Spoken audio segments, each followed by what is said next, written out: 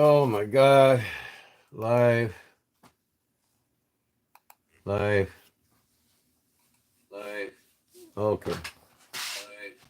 Okay. I gotta turn this volume off on my PC. Hello, stranger. Looks like it's a pretty good picture on my phone so far. I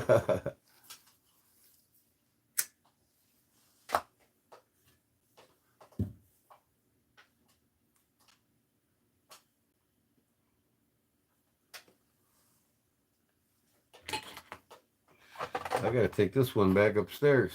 This is a diesel. I got that from Louis. Big old diesel.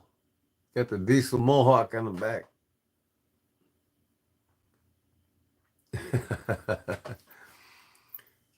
Yeah, the video so far on my cell phone is not. I'm watching it on my PC. It's not lagging really. All right, thanks, Paul. Yeah, I wish I could turn my volume up. Can you guys hear that?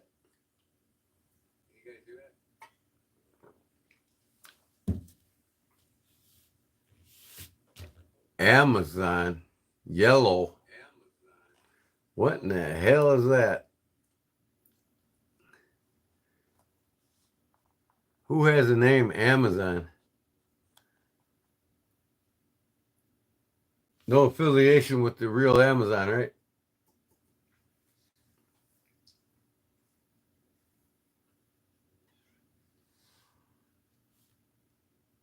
I can hear you, this guy. I've been buying Samsung Galaxy phones since, yeah, me too. I've been buying Samsung Galaxy for a long, long time. And then I got the Z Fold. And the Galaxies, I never had any problems with them. And then I wanted to try to supposedly the best #1 cell phone out on the market today, the Z Fold 6.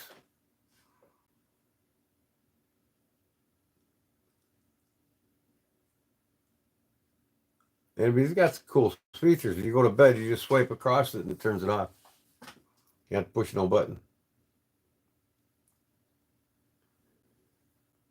Oh boy, I'm on the cell phone now. Here comes all the trolls. The good thing about Streamlab or OBS is you don't get no trolls coming through. So, Chicago. So, Chicago what? Yeah, you can call me Chicago if you want. I live south of Chicago, 1 hour exactly.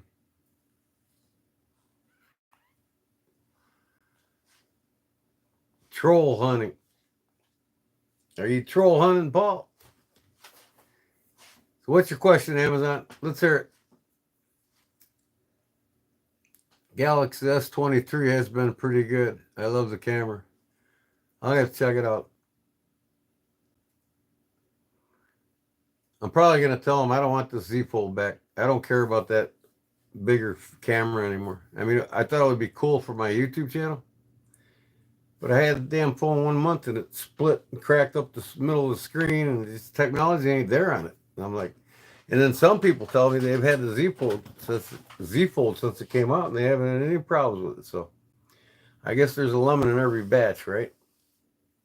So I'm gonna tell them it's $1,600 phone. I'm gonna tell them I want the best Samsung you got, not the Z Fold. The next one in line.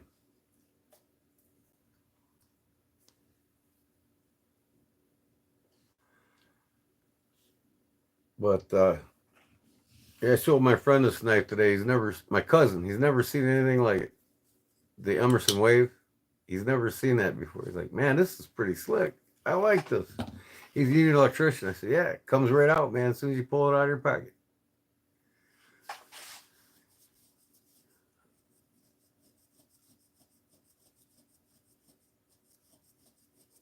Office job.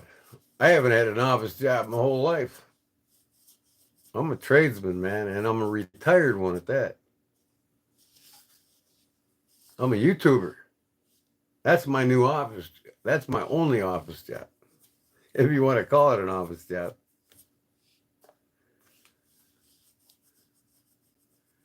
Check my email. Okay, I'll check my email, but it's gonna have to be on.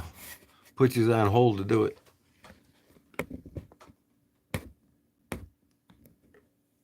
Hold on. Here we go. All right, John Adams. What year is that case trapper? Looks pretty cool.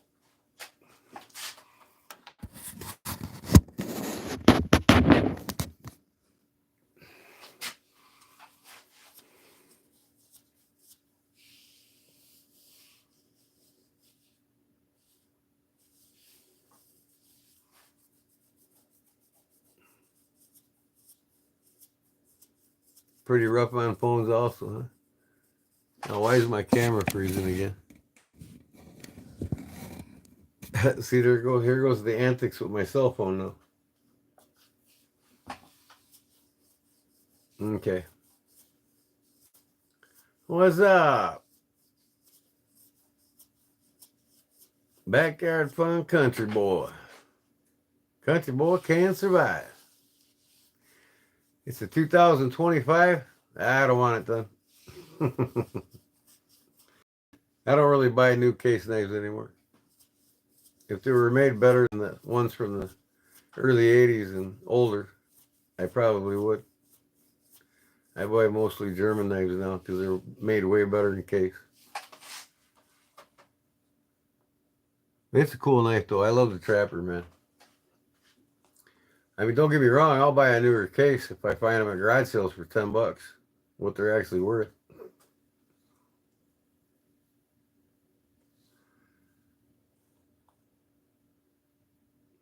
I just got something against not making handmade blades for knives anymore and having gaps and imperfections, and you never know what you're going to get with a new case knife, whether it's going to be all tight and centered or gappy and not centered and stamped out blades. None of them's made by hand anymore. Well, Benchmade, what? How they rip people off, Fat City?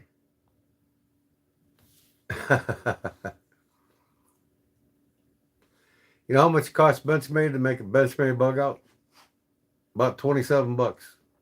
And that's in powder metal. How much do they charge for a Benchmade bug out? Like 10 times more than it costs them to make it. Gappy, huh? Who's Gappy? And you're back. Where the hell did you go? You had to put the kid to bed again? Only way I'd buy a case was if I had held it in my hand for exactly, Todd. If I'm at a reputable dealer that sells them at a store, I'd have to look at every one of them to decide which one I have to buy. If I was going to buy a trapper, I'd have to look at every trapper there. But there's just something about stamped out blades I don't really care for anymore. When you can buy quality handmade German blades still made by hand. It's still tighter tolerances and better centering and no gaps. You know, I mean, like you said though, Todd, I'd have to physically be there. I would never buy them online. Nope. Now you can go to like Tractor Supply and you can go to like a lot of Ace Hardwares. They have case knives in the store, and when I do that, I look at every one of them.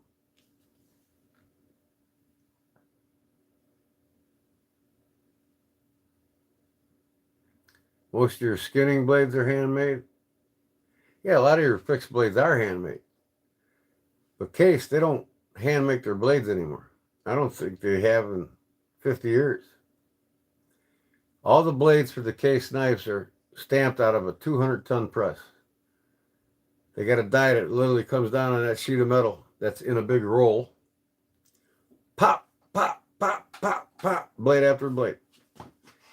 And they buff them up and put them on the knives. They don't even really clean the edges really well.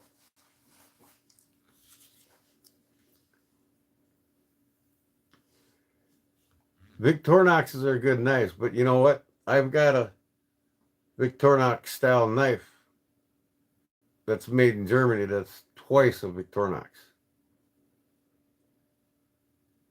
Manuals behind me? They were like a fraction of my books, yeah. I got a lot of woodworking books up there and upholstery books and a lot of carpentry books. And that's probably about 100 books there. Upstairs, I got a whole room wall to wall full of books. I actually built myself a library. And I still read every night. A sack, yeah, the kind you like. You know, you like the ones that hang, right, Zona? No, I'm just kidding. But yeah, Swiss Army knife, a sack. Now that I got that initial down, all them boys from the South call them Victorinox. I'm used to hearing Victorinox.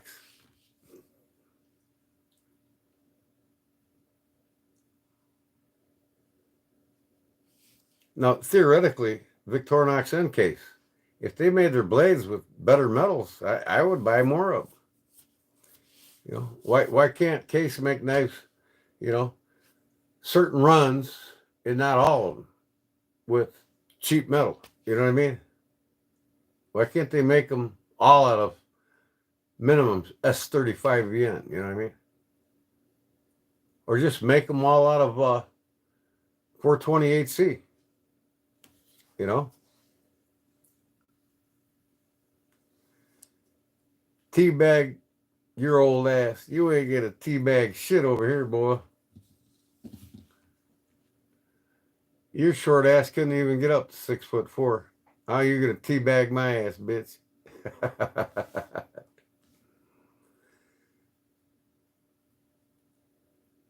When it comes to fixed blades, it's better to go custom and get exactly what you want. Yeah, if you don't have somebody like me make them for you, you know, go to the custom shops.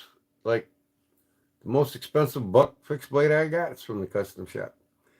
They're the best. Buck makes a lot of great knives in their custom shops. You can get the 119 series knives in any configuration just about anywhere. You know, and I'd rather buy them than that cheap plastic handle ones they got.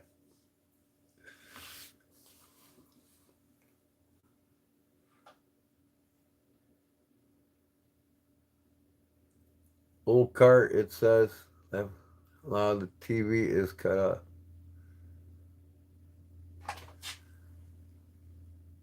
I'll show you a better knife than a Victorinox.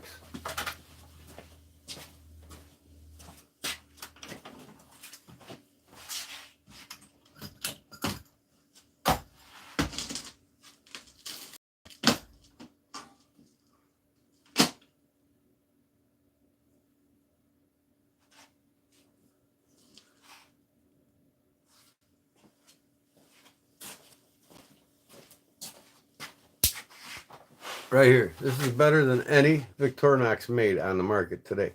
Victorinox, same thing, stamped out blades. You know, they make so many of them, they just got to push them out, push them out, push them out.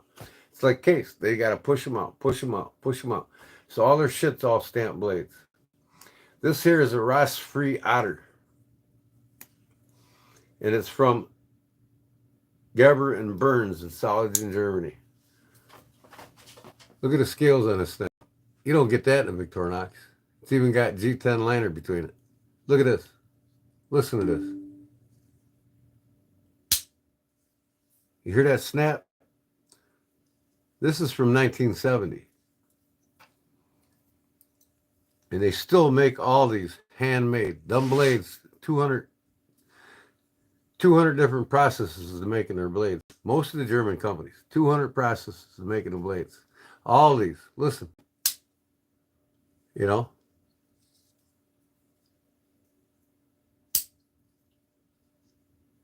I mean, this is 10 times the knife of a Victorinox. Rust-free OTTERs. Gerber & Sons. Check them out. Yeah, I mean, people have a love, and don't get me wrong, I got a collection of Victorinoxes, you know what I mean? It's just an iconic company, just like Case, you know? Everybody gravitates to the iconic companies because everybody can relate to a Victorinox. Not a Ross Otter, you know what I mean, from Governson. Everybody gravitates to Case because Case is the place, you know, with the you know, camp style knives.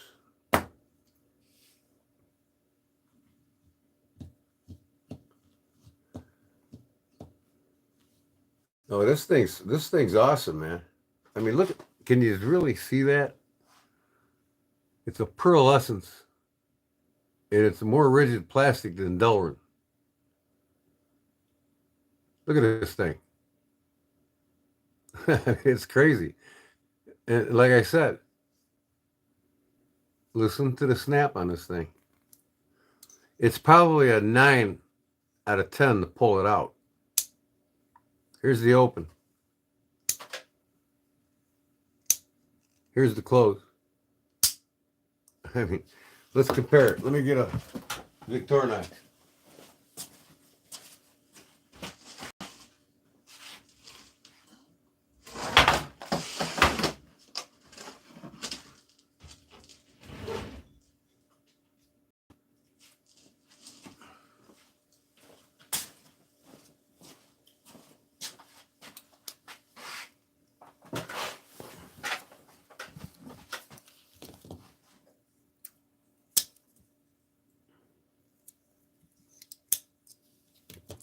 Now, date you, this is probably a 2020 model.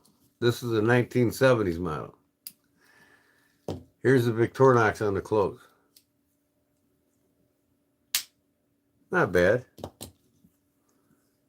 Here's the Otter. And to get this open, it's about a 9 out of 10. Means higher the number, the harder to pull it out. It's not a 6, not a 7, it's about a 9. It's kind of hard to get it out because it's tight. The tolerances are tight. Now getting this one out, this blade here, this is about a 5.5, 6.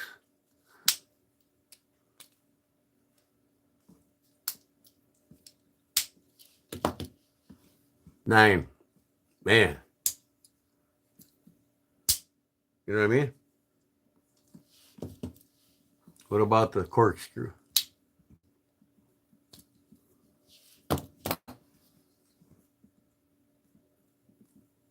Ooh.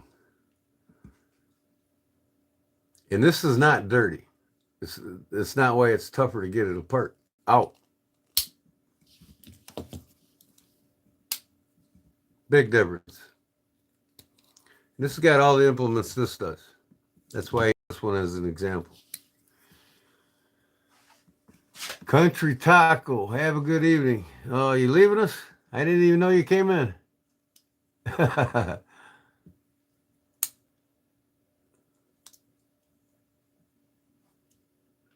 12C27 is the kind of brother.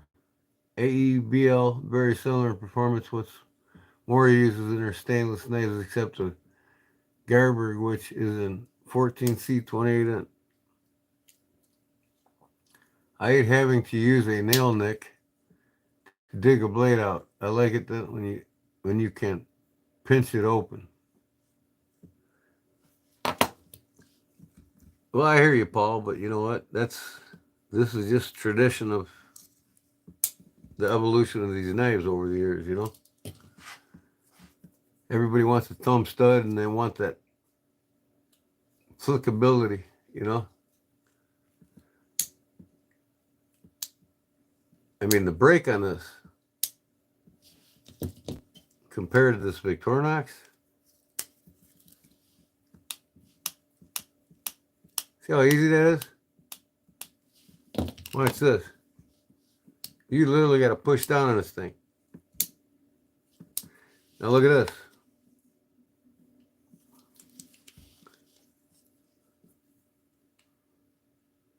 Look at the blade steel in comparison.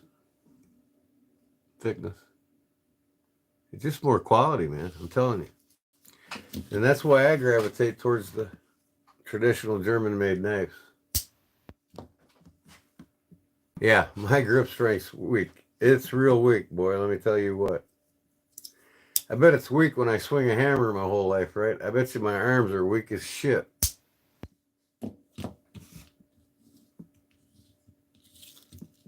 And I can still punch an 85-pound bag and suspend it for 2 minutes nonstop at my age of 60. So yeah, I got a weak grip, right?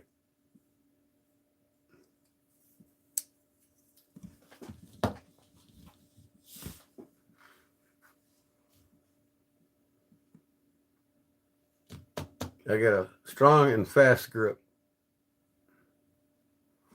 Which one is sharper? Well, I've never did a sharp test on this one. If you look at this, this is clean. It's never been used. So we'll do a little cut test with them both. Now, hence, this is a little bit skinnier, but they're full flat grinds. If I do a cut test, you know, I bet you the German one will win because they only sharpen a 300 grit. You know, just like a case knife. A lot of these Germans sharp to like 600 plus. If I can find a notebook here.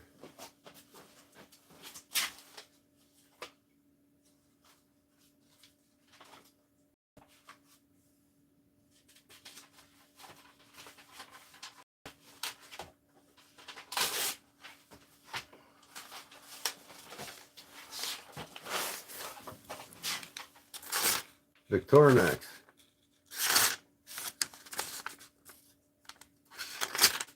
Very dull.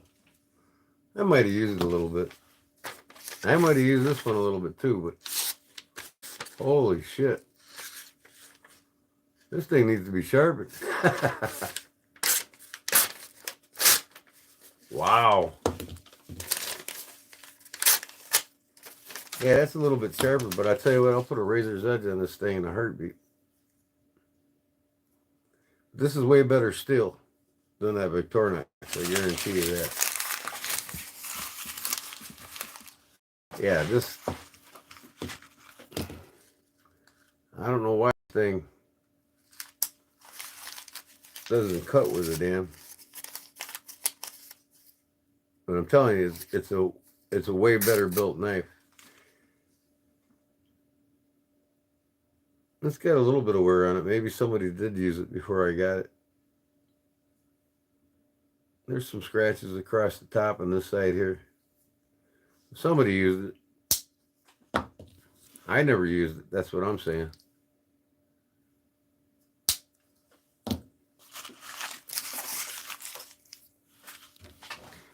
It doesn't. In quality, this does not win. I'm telling you right now. If you was here right now and I put these in your hand and you looked them over, you'd be wow. You know. These are all brass liners on this one. This one's all cheap metal.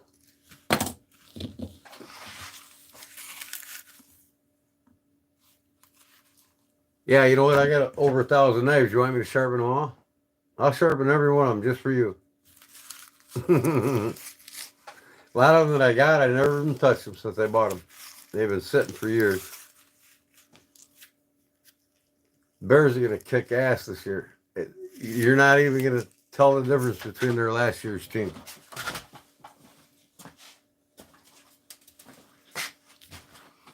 They had a problem with their offensive line. They took care of it. They had a problem with their coaching. They took care of it. They had a problem with their defensive line. They took care of it. They put more weapons in Caleb Williams' hands by getting more top-notch receivers. He's got 5 weapons. 5 weapons. 5 receivers. That, you know, of course, they got to alternate, but. And Ben Johnson said that in the OTAs and practices, he's like learning his playbook at record pace. And he said he's threading passes at 50 yards on a dime. Like he's got a cheat book on how to do it. 50-yard passes consistently on a dime. And he's got the receivers for it. We got probably the best receiving corps in the whole NFL.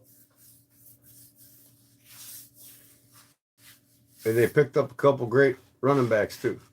We got 2 Pro Bowler linemen that we picked up. One is a 4-time Super Bowl champion. It came from the Chiefs.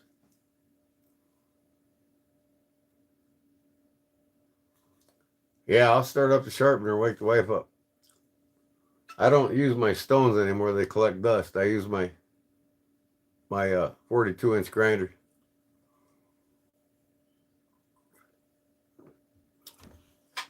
I can put a razor's edge on this in about a minute and a half, easy. Just for you, Louie, I'll sharpen this thing and then I'll do the test again.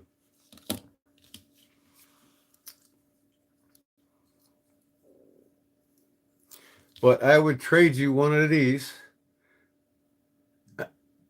for all the Victorinoxes I own. That's how much I'd like to have another one of these knives.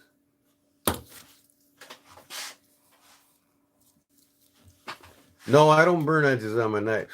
And you know what? Theoretically, as fast as I do it, I don't even get past the tempering heat. It's not a grinder. It's the these 72-inch grinder is actually the sander. Okay. And I got a certain belt for the sander. It's a 2-inch sander. And it has a lower speed. And it has the grits actually made for sharpening knives. Just like if you used to buy the work sharpener, the one with the little belt on it. It turns at a slower speed. And you're not, no. Because when you forge a blade and you anneal, or not anneal, but man, I'm forgetting names now. After you do the final heat treat and you quench it, if you drop it, you can break it. So it's too hard. So then you got to bring it in the oven for 2 hours at 400 degrees. Okay. That softens the metal up enough to where you get to achieve that Rockwell hardness perfectly. So under 400 degrees at slower speeds, you're not going to mess with the heat treatment on a blade. So when you get over that 400 degrees, too long, too fast of a speed, that'll mess up your heat treating.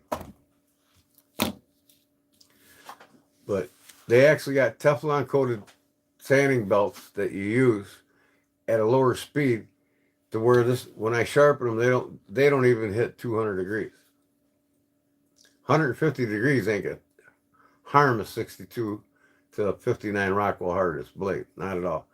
And not only that, I run a pass, I dip. I run a pass, I dip. I just don't go like you would on a stone, you know what I mean?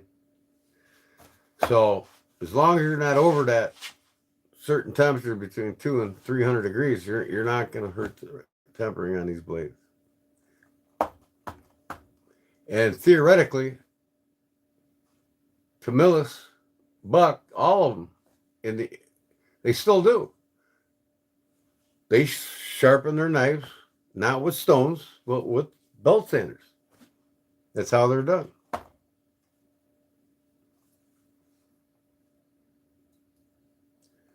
You're not grinding. You're sanding. It's not my grinder. They call a 72-inch grinder a grinder, but it's actually a sander, right? It's got all the different size wheels and attachments you can put on it. I got a 42-inch, but it's 2-inch just like the 72-inch. 2-inch wide belt, just like the 72-inch has a 2-inch wide belt. All your knife makers use belt sanders to sharpen the knives. Every case knife that you buy gets sharpened off of a belt sander. Every Camillus you buy gets sharpened off of a belt sander. They don't use whetstones. They don't use sharpening gadgets. They use a belt sander.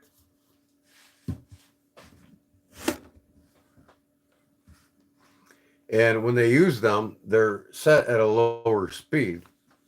And they got a belt that has a product on it that keeps it down real low in temperature. I do the same thing. So as long as you don't get over that 200 and some degrees,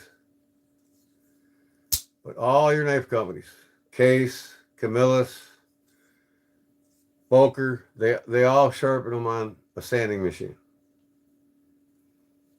They can sharpen 1,000 knives in a day. You try to sharpen 1,000 on a whetstone in a day. You better hire about 100 employees, or at least 20 extra employees. One guy in the sharpening department, he can sharpen up 200-300 knives in a day.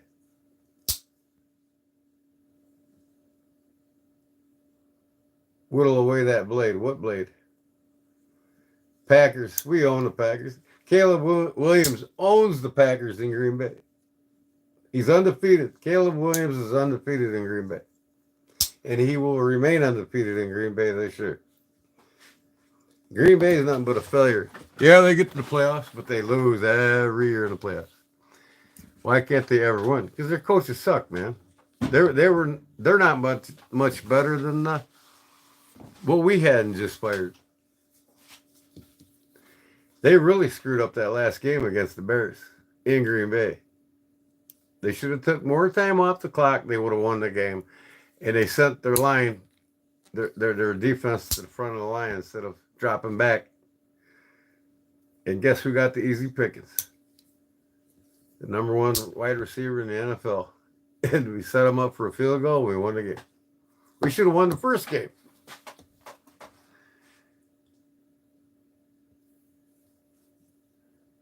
I've watched a lot of grinding knives with stainless. You really shouldn't have any discoloration. Right, I don't have any discoloration at all when I sharpen a knife with my 42-inch. Trust me, I know what I'm doing with blade steel. I'm not going to burn up any blade when I sharpen it with a sander. Set it at a lower speed, increments, and I dip it. Same thing Camillus does, same thing Buck does, same thing Case does. You show me any of them companies that don't use a sander to sharpen their knives.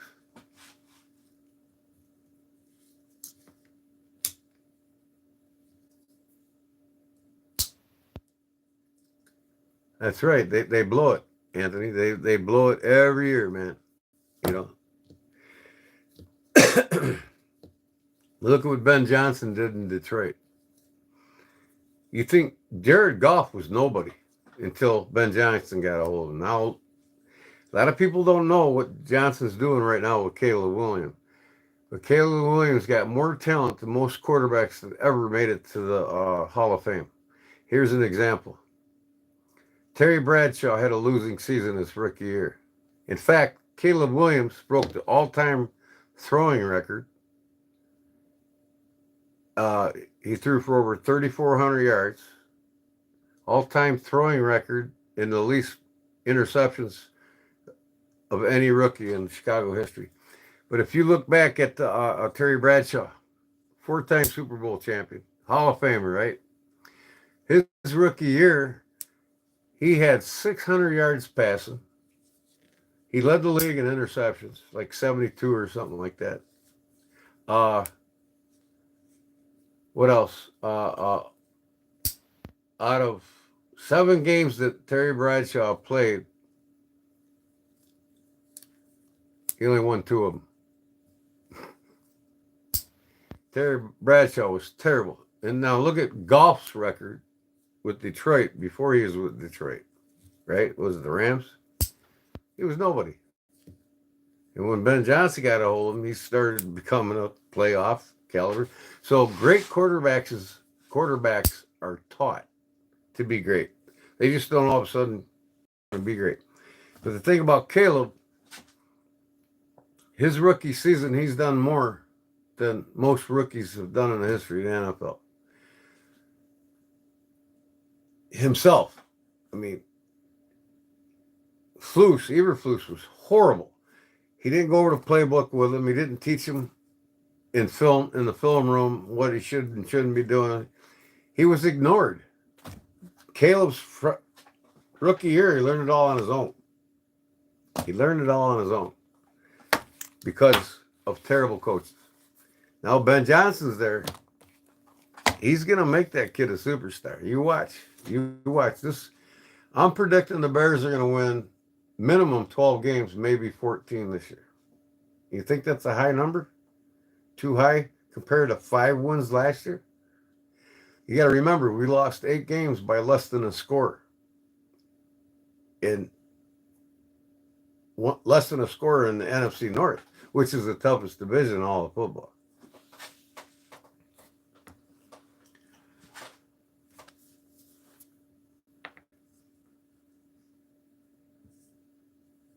Most companies' knives come with a burn edge.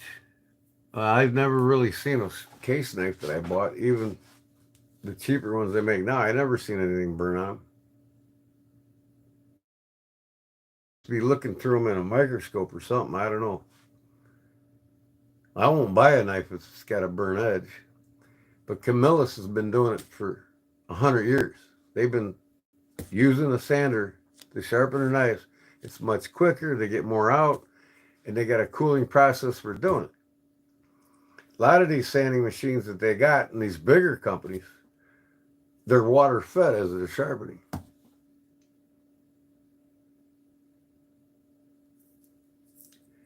'85 Bears still the best team? Well, that's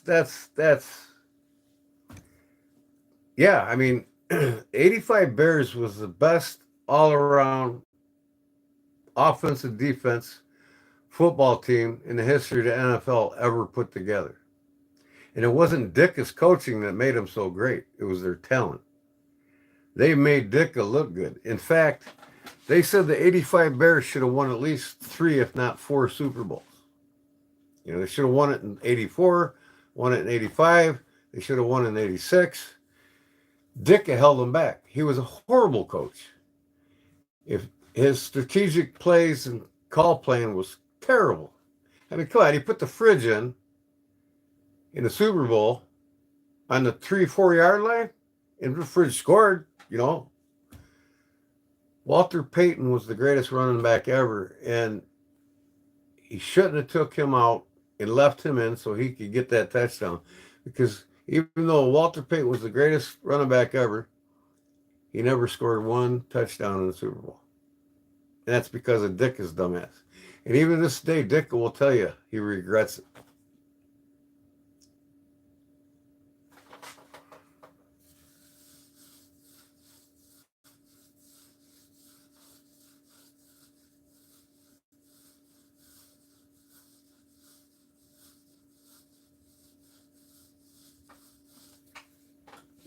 Paul, you talking about the stainless steel again, huh? Most steels, even stainless, you can anneal them after you grind the edges on them. You can anneal them and bring their molecular structure back to a stable pattern, you know, across the metal. And then what brings the metal together, well, this is how 1095, 1084, a lot of your high carbons work, is there's 4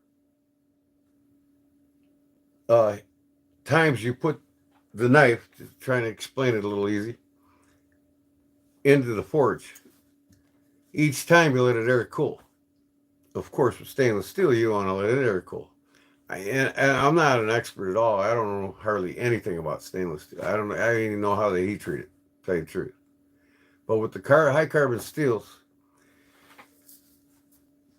3 sequences of, you know, 1 sequence at like 1640 degrees, 2 sequences at 1525, and then the last one, the 3rd sequence at 1475.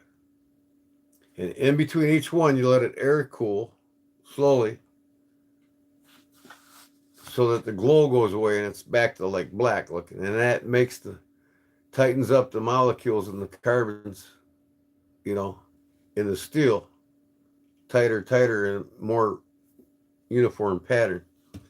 So that final heat treat you'll hit it at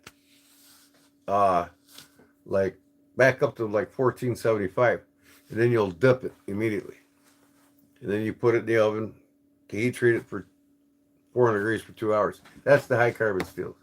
I don't know much about the stainless, so I can't tell you anything. Todd probably knows more about it than I do, because I don't work with it.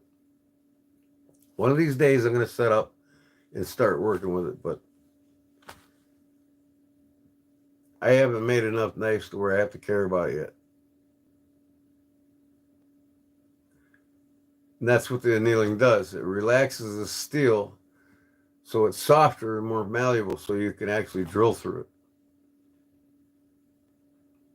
Most stock steel that you buy, for making knives, stock bar steel, most of it's pre-annealed. But you can buy it heat treated too. It doesn't have to be pre-annealed, but the majority of it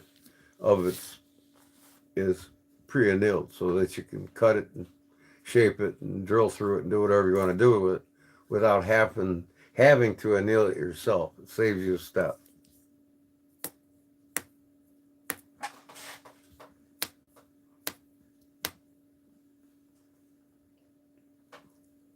And tempering is done after heat treating. Yep, releases the stress causing it to be brittle.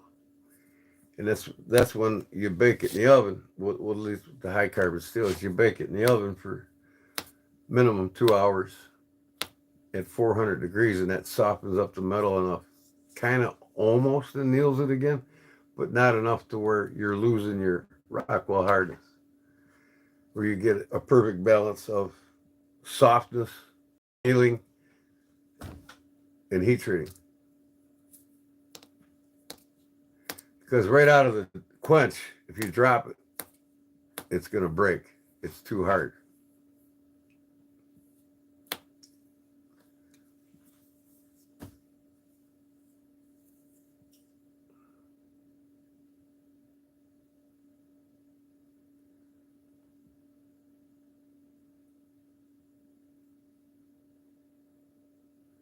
Yeah, that's temper range. That's what I was trying to tell Paul. It's a temper range after it's heat treated. But when you get the stainless that's annealed, it hasn't been heat treated yet, so you can grind it down. So whoever's going to heat treat the steel after I give it back to you, they know what's up, unless they're rookies.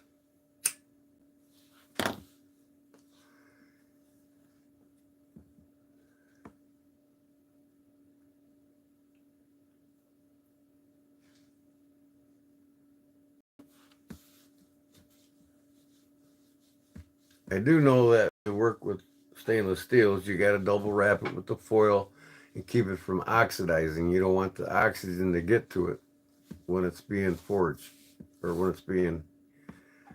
it's in the oven.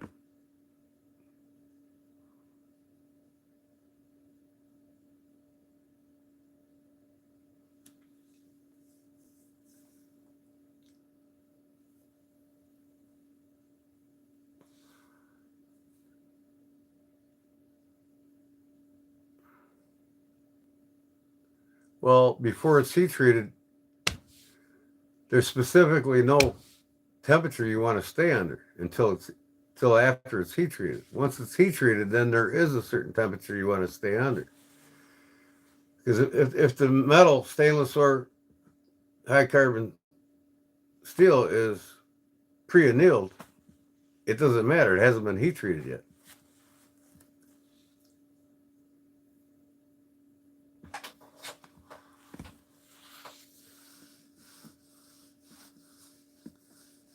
Joliet or some shit. I live south of Joliet 15 minutes.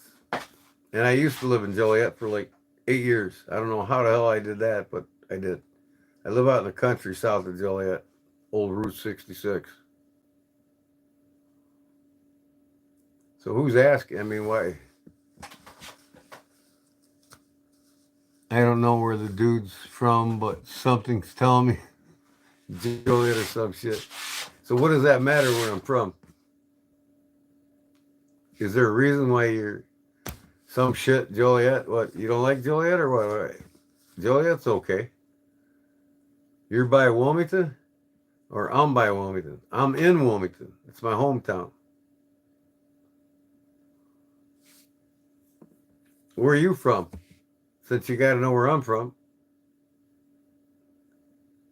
Tinley Park is considered a south suburb of Chicago. Like Oak Brook and Bolingbrook and Naperville. And I can't live in them big cities. I can't live next to somebody where I can hear them fart at night. My nearest neighbor is about 1,500 feet from me, not 10 feet. Terror Town? What are you talking about, Casper? I mean, I have no clue where you're coming from here. What are you talking about? Terror Town? What's Terror Town? Chicago? Yeah, south side of Chicago is Terror Town.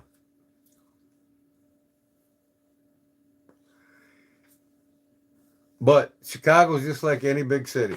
You got your good parts of town and you got your don't go to parts of town. That's all there is to it.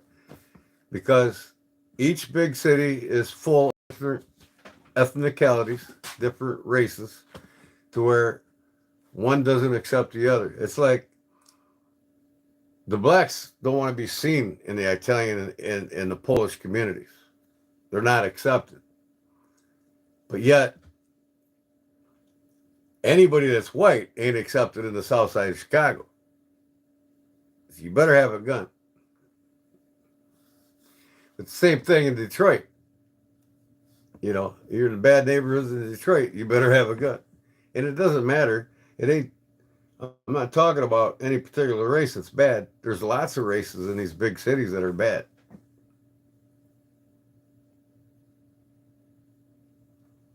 So, you know, there's bad city. There's LA's got some bad neighborhoods. Chicago's got bad neighborhoods. Detroit's got bad neighborhoods. New York City's got bad neighborhoods. You know, it's I've been in all 50 states except for one, and half of them more than once. And it's all the same. Don't matter what state you live in. There's always bad neighborhoods in every one of them. Cubs are killing it. Well, I don't live in the city. I live in the country. I got 170,000 acres of water surrounding me.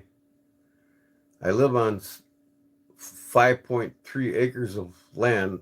My driveway is 570 feet long, or 570 yards long. And my nearest neighbor is within 1,500 of woods between me and the next neighbor. Chris Bryant fell off. Well, you know what? The Cubs are the number one baseball in baseball right now. Cubs,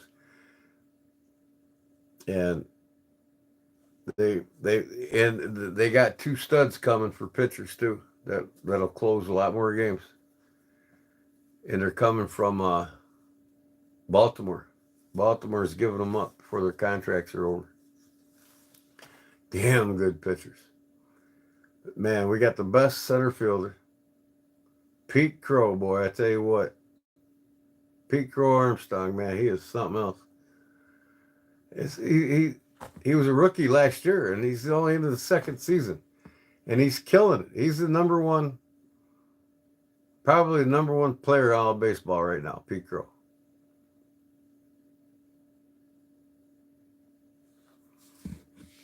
Yeah, I've got 3 rivers in my backyard. I've got 2 nuclear cooling lakes. I've got mining pits for, I've got 170,000 acres of water within 5 minutes of my house. And I fish it regularly. Damn right it's good fishing.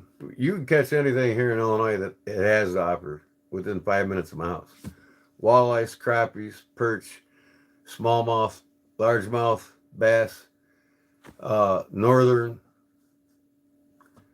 carp, you name it. Any freshwater fish, it's within 5 minutes of my house. I fill my fridge up with walleye every year.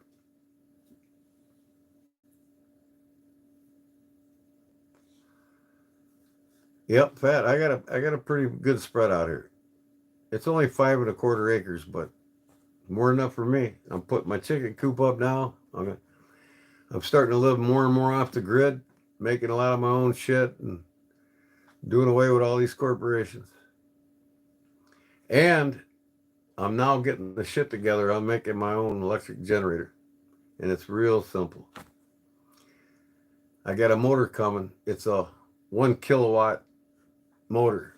1 kilowatt. It'll produce 195 volts electricity nonstop. And I got a base I'm welding up, and it's got 4 springs on one side and 4 on the other with a big cam wheel. These springs, once you spin this cam wheel, it continually runs on its own nonstop with the springs. And it won't stop until you pull 2 of the springs out. And that's going to produce me 1 kilowatt a day, 195 volts nonstop for free. I'm sick of these utility companies raking us all. My average electric bill now is like $375 a month. In the winter, it's like $700.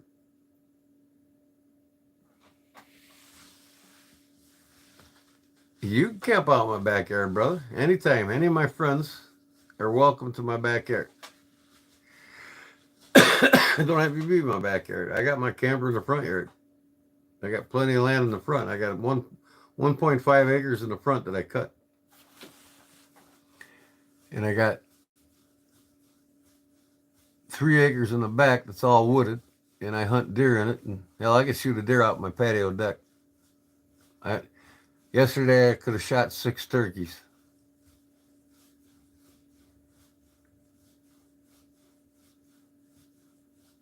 Mommy, where's that at? Never heard of it. Bonus is actually a nice area. Yeah, well, that's where the Bears used to have their training camp. Man, they were pissed when they left. They lost a lot of money, Bonus did, with all that. I used to go watch them regularly. It's only 20 minutes from my house. The Bears. I got Urlacher's jersey on. I got probably 15 or 16 different jerseys. Walter Payton, Urlacher. I even got Tom Zach. I got Cutler. I got Devin Hester. I got a lot of good ones. I didn't get the Justin Fields though. Kind of wish. No wait, I do have a Justin Fields jersey. I got to get a Caleb Williams one now. I'm good out working in North Carolina. Well, that's cool, Paul. I got land in North Carolina. I go there every year. I got married in North Carolina. I'm about ready to sell all this and just pack up and go to North Carolina rest of my life. Because of the taxes. They raised my taxes $4,000 a year. There's 17,000 plus people in Illinois leaving the state right now because of the taxes are just crazy here. My brother left to Tennessee. He pays like $800 a year now in property taxes in a $450,000 house. When he was here in a $450,000 house, he was paying $14,000 a year for property tax. I'm paying $7,500. And just the last couple of years ago, it was like $1,700.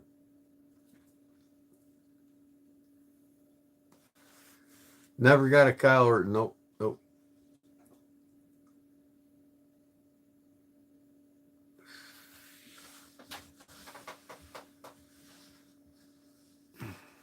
Devin going for 7. Devin's a badass, man. Devin Hester.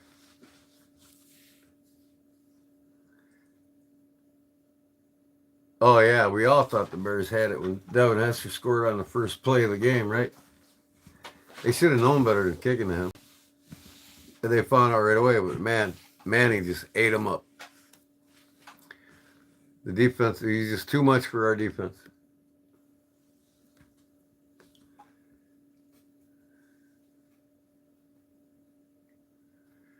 Eli Manning, another quarterback. He He was worse than Caleb Williams his rookie year. There was like 5 quarterbacks that were terrible that are Hall of Famers now. Fran Tarkington was one of them. Terrible. Only won like 2 games. Terry Bradshaw, 2 games. That's all he won. With like 600 yards passing. That was it. Moon, he was another one. His rookie year. Terrible. Hall of Famer. And I want to say, not John Elway, but I think it was Manning. Yeah, Manning. He was terrible freshman year, or rookie year. Caleb surpassed all of them quarterbacks that are Hall of Famers right now. His rookie year. In fact, Caleb owns the best rookie quarterback record ever of most yards thrown, with only, 6 interceptions the whole season? I think Terry Bradshaw had I want to say almost 70 interceptions his rookie year.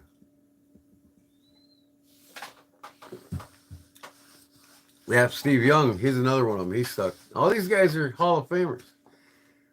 And Caleb Williams, with no coaching, doing it on his own, nobody teaching him the playbook really, surpassed all these Hall of Famers his rookie year. Now, had he had an offensive line to protect him like he's got now, he would have done much greater. And the people say, oh, he can't throw. Bullshit, man. Go on YouTube and type in Caleb Williams rookie year and watch every game he played. They show you all his passes in that on YouTube. And watch him. He made some catches, some passes that even Bradshaw didn't achieve.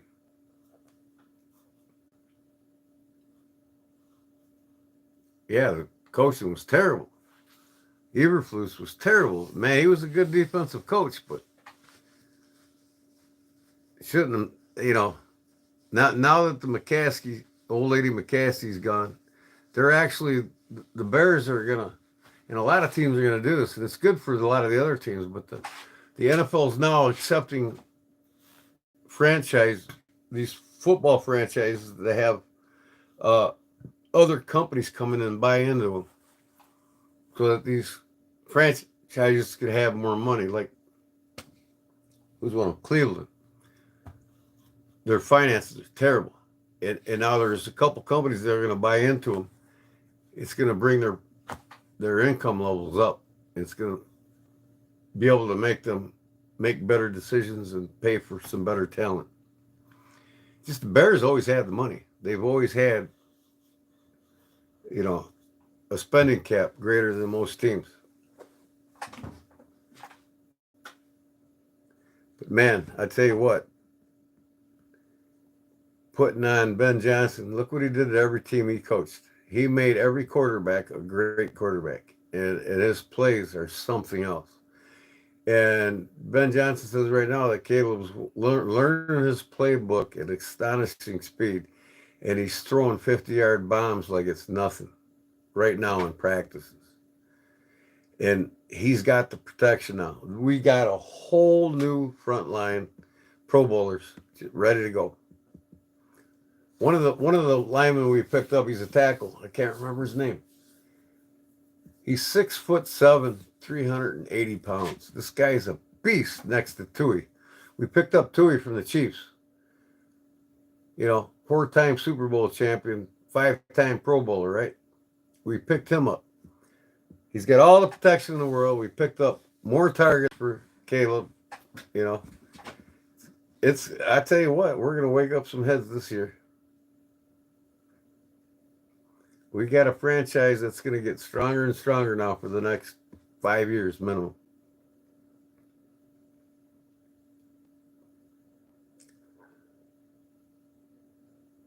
Who's this Tom Brady? What do you mean, who's this?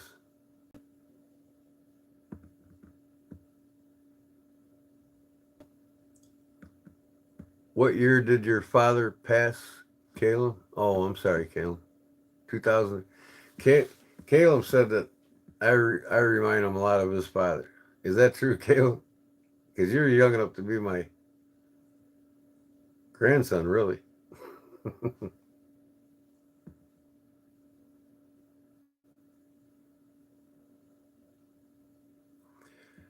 Yeah, I mean it. I'm very fortunate, man. I mean, I'm 60 years old, and my dad just turned 85. He's still alive. My mom just turned 80. She's still alive.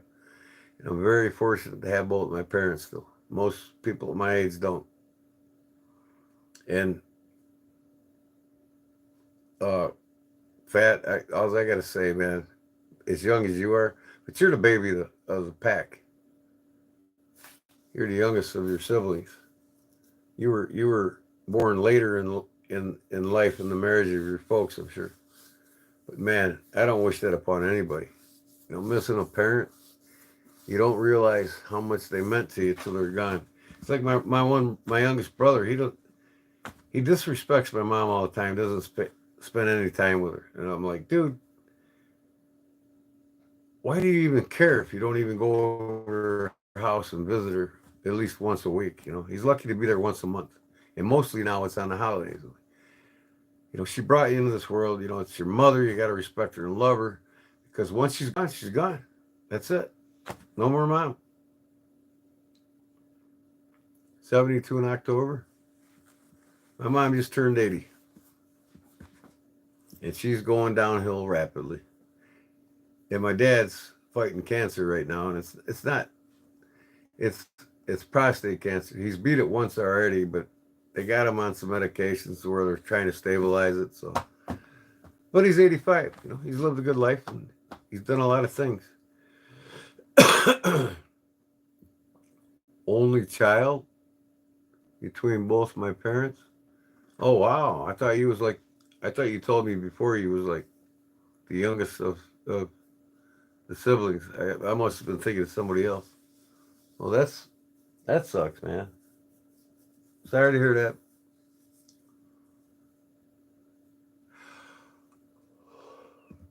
So both your parents had other children, or remarried once or whatever, and had other children. But your two parents, you were the only child from them, right?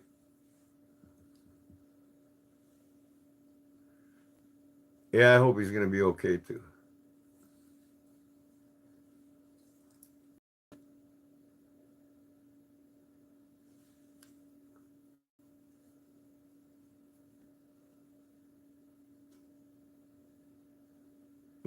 Yeah, like I said, my dad, he's got this big old goiter, and I'm like telling him, I keep telling him how to eat healthy and what he needs to do.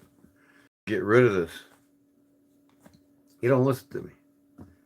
He's at that age right now, he just don't give a damn. And my mom's the same way. She don't care. She's all broken down. She's a walking toxic plant for the pharmaceutical industry. She's on like 15 different drugs, constantly on opioids and taking pain pills and poor me and my broken back and all this. Mom, you never exercised when you were able to walk good. You never listened to me. I told you. They got bikes and they let them collect dust in the shed. They never drove them. But man, when I got that golf cart, they went all over town on that song. I'm like, you gotta exercise. You don't exercise. And you know, these doctors ain't there to cure you, they're there to kill you. The medical industry is just that. Medical, medicine. It's like Provena Healthcare. Really? The hospital system here is called Provena Healthcare. It's not healthcare. It's medical care. Big difference. Healthcare heals you. Medical care kills you. Big difference. You know, hospitals ain't there to cure people. They never were intended to be. And doctors got to practice the AMA, the American Medical Association protocol that was created by Rockefeller and his buddy Carnegie, who also created the big pharmaceutical industry. So essentially, Rockefeller and Carnegie, now look this up, they both created the pharmaceutical industry and the AMA. So they can regulate the doctors what they can and can't practice for drugs. Okay? If they go beyond the call of diagnostics, diagnosing patients without drugs, they're gone. They revoke their license and they're done. So basically, doctors are drug pushers, legalized drug pushers, and they are not there to give you health care. The only health care they give you is in a state of an emergency room, and in the, if you injure yourself, you go in the emergency room, and it's death, it's life threatening. That's the only good that they can do. They can save your life, but after that, nope, they're there to kill you.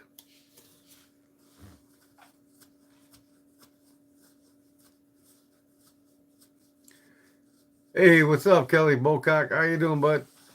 So, anyways, again, doctors don't make shit off of cancer treatment. Okay, they don't make hardly crap.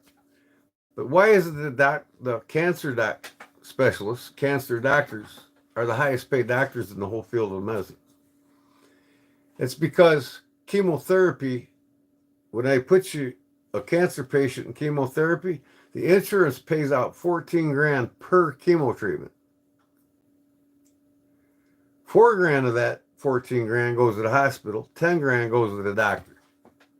So the doctor's idealistic goal is to give you 10 chemo treatments for $100,000 in his pocket.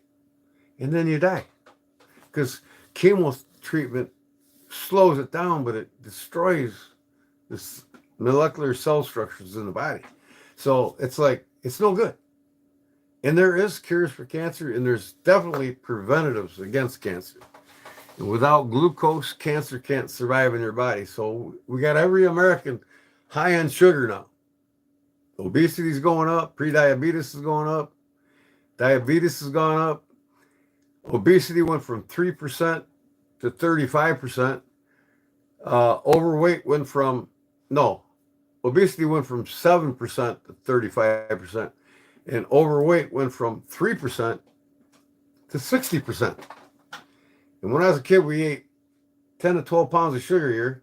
Kids today are eating 200 to 300 pounds. It's all set up to kill you. And now the food industry is on board with the medical industry so that they can poison you.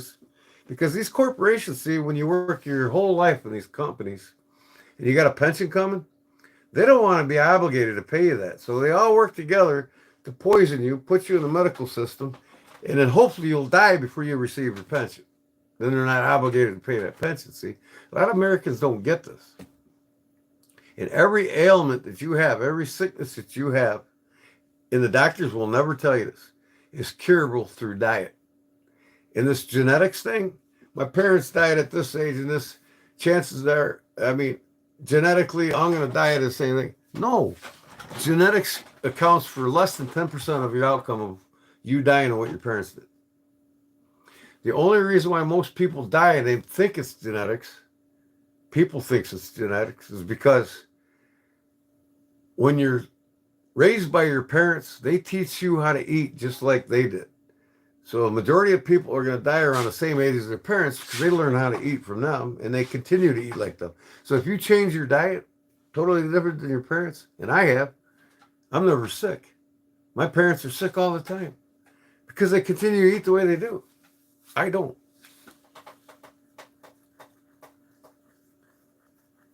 And Kelly Bocock's been a friend of mine in the fishing industry for a long, long time on Facebook. Almost a decade now, huh, Kelly? Good dude, man. Kelly's a good dude, loves to fish. Fish every day we can, just like me. You know, Kelly, I haven't fished at all this year so far. I did in the spring once, I think. That was it. I haven't took my boat out in like over a year, almost a year now. And I got to get back to it. I've been spending a lot of time on this YouTube, and I love it. I love YouTube, and I love what I do with the knives. My dad had a major stroke, hit the base of the brain, then after his health took a big hit. Well, I hate to say it, but in order for that to happen to your father, his health went to shit before it happened, because usually when stuff like this happens, most diseases known to man are caused by diet. They really are. And most diseases known to man are curable through diet. A lot of people don't know that. You change your diet completely, You change your outcome and your longevity and your health the whole time. Like I said, people decide how they're going to go out of this world. Hey, we're all going to die. You might as well enjoy it. Do what you want, eat what you want. Don't care about it. But you know what? You can die at a young age, miserable on machines before your actual time's up, or you can spend 80, 90 years of your life moving like you're 40 and then just die peacefully in your sleep. Or you can die on dialysis and machines and chemotherapy and cancer. You know what I mean? How you go out of this world all depends on what goes in here. And a lot of people don't want to know this. They don't want to know what they're eating is actually making them sick and killing them. You know what I got here? I got plain tea, no sugar, with turmeric and ginger in it. I quit drinking soda pops, diet and regular. I quit drinking regular pops 2 years ago. I was drinking 8 to 10 of them a day. Let's see, that's 39 grams. So 4 pops would fill a sandwich bag up with sugar. I was drinking 10, 12 of them a day. And when I quit, I lost 40 pounds on my stomach in 1 month.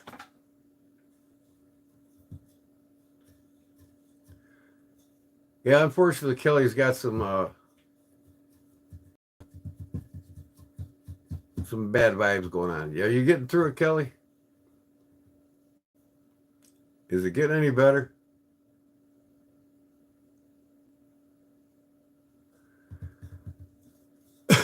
Well, all I can say, Kelly, is go to a holistic doctor. A lot of people don't understand, man.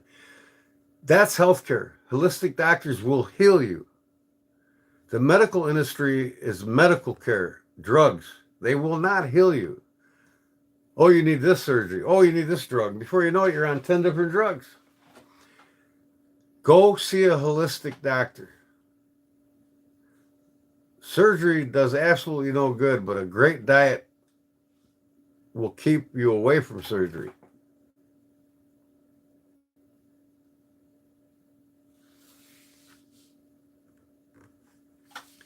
Yeah, okay, whatever there, oily chef. Don't get me on 9/11, the biggest scam in the country's history.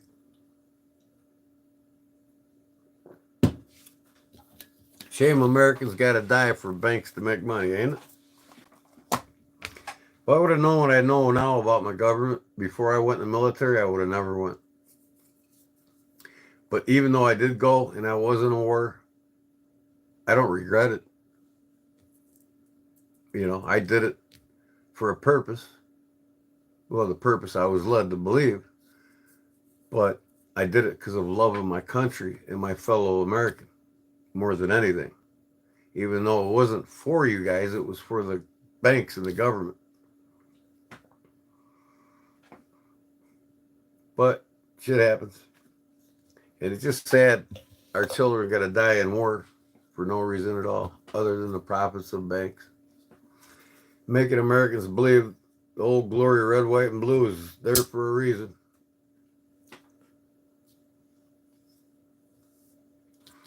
You know, and the banks have the strongest military and government in the world, so they can, you know, make their profits are nonstop. And if you notice, the banks are draining the wealth of this country. It's just they're causing you to pay $5,000 a year more to live every year. The more they destroy the dollar, the more they give to Washington. No GDP growth. The monetary inflation is killing us all. They're draining the wealth of this country, and nobody gives a damn.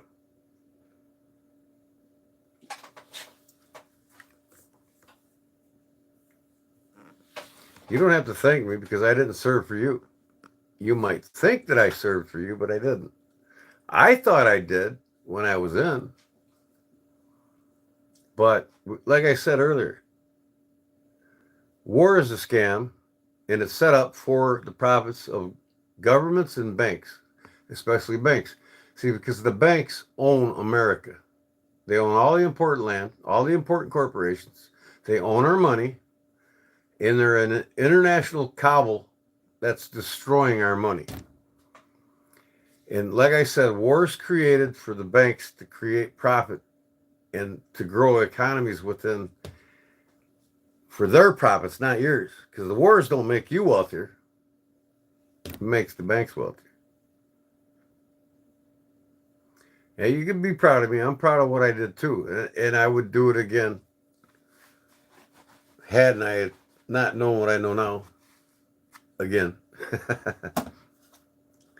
But like I said, thousands of our children go to war and serve our country, not for our freedoms. We're just led to believe that. And I hate to say that because no proud American really wants to hear that. Nobody really wants to hear the truth in this country. The food industry, the medical industry, big pharmaceutical industry, the banks, they're all screwing us big time. They're all killing us. So we die younger. You know, they're not obligated to pay our pensions, and they want to raise retirement to like 75. What's that tell you? Longevity's done. We've lost 3% in the last decade of longevity, has dropped 3% each decade in the last 40 years. So longevity's gone down 3% each decade for 30, 40 years. So people that used to live in their 80s and 90s, that's not achievable anymore. People are dying in their 50s and 60s now because kids, when I was a kid eating 10, 12 pounds of sugar a year, kids are now eating 200 to 300 pounds of sugar a year. And so are the adults. So it's sugar overload everywhere. So if you get a shake at McDonald's and your buddy next to you is drinking a Coke, Coke's got 39 grams of sugar. That's about that much in the bottom of a sandwich bag. You get a shake at McDonald's, it's 139 grams. It's almost a half a bag of sugar in one drink. Now, you go to the coffee latte, cold coffees, 150, 170 grams of sugar in one of the cold coffees from Starbucks. You go to Dunkin' Donuts, 240 grams of sugar. You might as well eat 14 donuts, more than a dozen donuts every time you go to Dunkin' Donuts instead of that drink, and you're getting the same amount of sugar. Sugar overload's killing everybody. It's causing all these medical problems, causing obesity, diabetes, everything. I gave it all up. Ginger tea, boom. With turmeric, there's certain, people just see. And here's the thing. You know why alcohol destroys the liver and kills you? Because when you drink it, the carbohydrates turn into sucrose. And sucrose is even used in nachos and Doritos and all these chips you buy, all this shit that you buy that you're addicted to. The glucose turns to sucrose, or the sucrose is added to it. Sucrose, your body can't process it, so it sends it to the liver. And when it goes to the liver, you get what's called fatty liver, which is essentially liver disease. And that's why people that drink too much beer, the carbs in the beer turn to sucrose, and it goes to the liver, and it starts destroying the liver.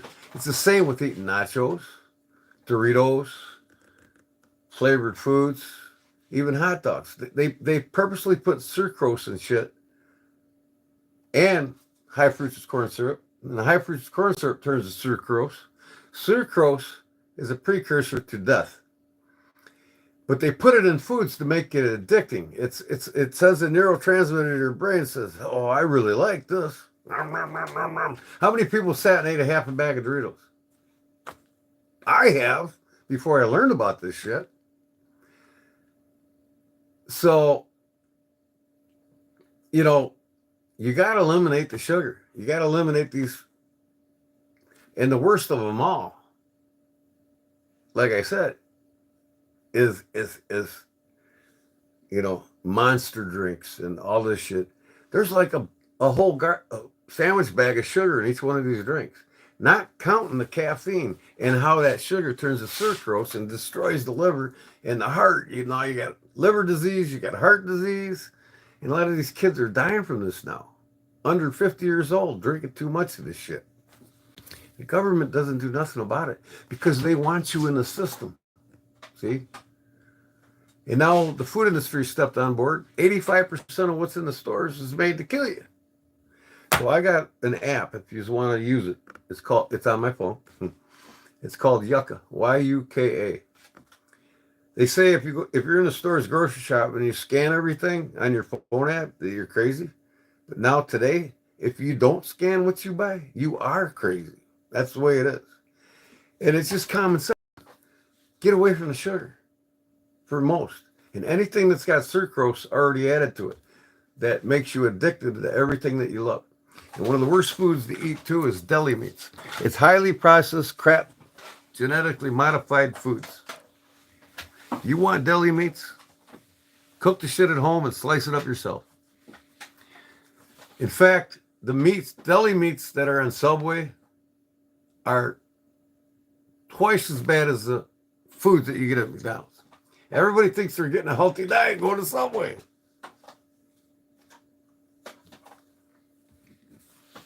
You drink coffee, Pepsi, cranberry juice, and water. Well, look at that cranberry juice. One of the worst is cranberry juice. One of the worst is orange juice. And all these juices that they say is 100% natural. Look at it. I bet you it's got sucrose in it. If not, high fructose corn syrup.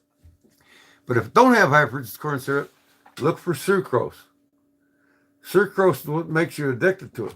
And that's what gives you fatty liver disease, and will kill you. So all these drinks, these fruit drinks that people think are healthy, it's bogus.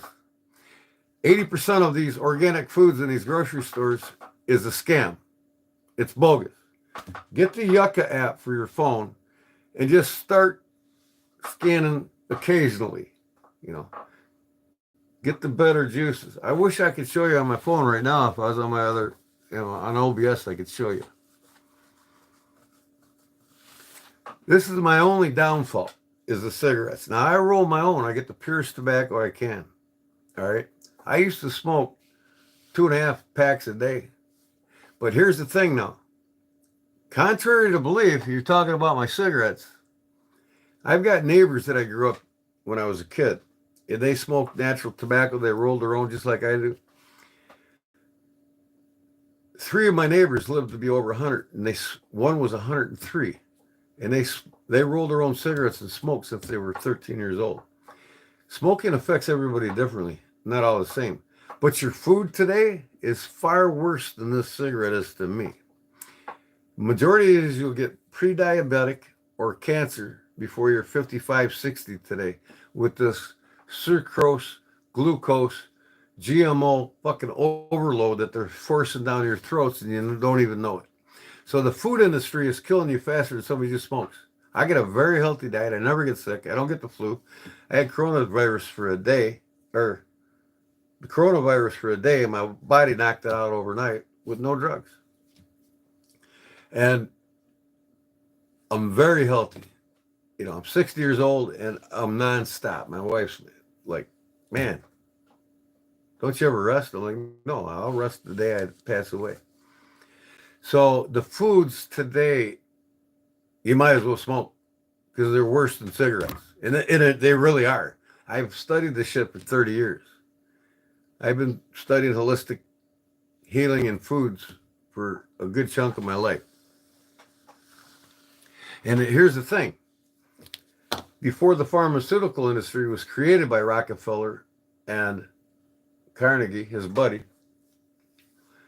holistic doctors were all around us. And they had us on all unhealthy diets. And the people that lived to be 80, 90 years old, they grew up in organic foods. I mean, real organic foods. They either had their gardens, they were farmers, they raised it, or what they got in the stores was all pure foods.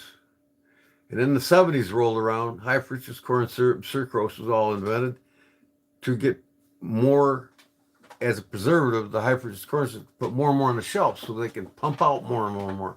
And yet, campaign it and add it to where, and put sucrose in it, so when you do get the sugar overload stuff, the sucrose is making you addicted to it, so you want more and more, so people are buying it more often and buying it faster so they can put more and more on the shelf. See, it's all a scam. People don't realize this. Every day people get up and they eat probably a pound of sugar or better a day. The fruit juices and all this shit. It's just as bad as anything else. You know, look at the labels. If it's got high-fructose corn syrup or sucrose in it, you're gonna die from it.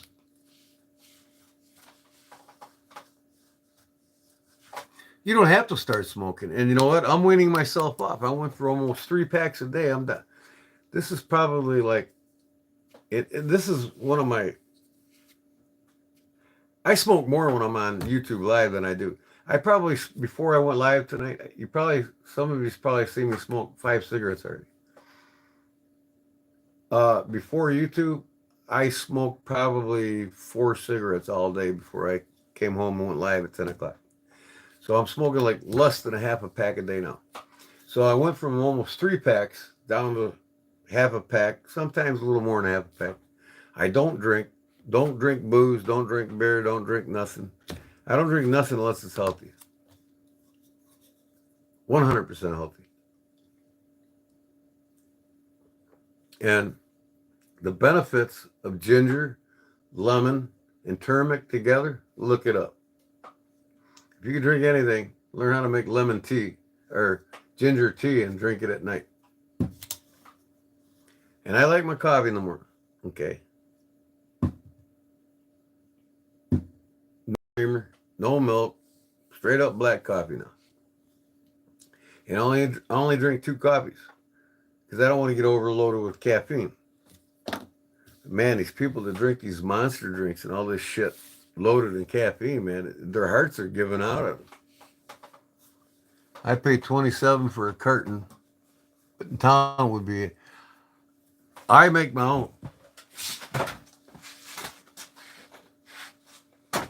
200 filters in a bag of tobacco. That is 200 cigarettes. It costs me $15. I got a machine right there. I can make a pack in about 5 minutes.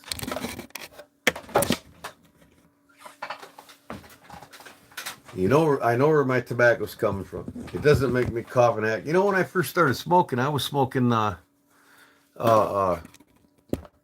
Newports, you know. And then all of a sudden, I'm not being racist, but this black kid came along smoking Newports.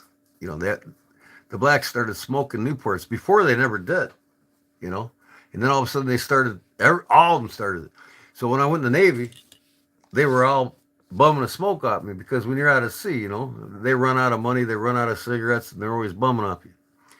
So I put my Newports in my sock, and I got in my pocket. I got Pall Mall no filters. See, and then they asked me for a cigarette. No thanks, man. But the thing is first 7 years of smoking Newports, the menthol in it started crystallizing my lungs. The doctor told me this. Get off of them, man. Smoke a regular cigarette. He says it'll go away. I was coughing and hacking because my lungs couldn't handle that menthol tobacco. So I did. The next day I quit coughing. And when I got out of the Navy, I started making my own cigarettes. And, you know, in Illinois right now, $10-11 a pack.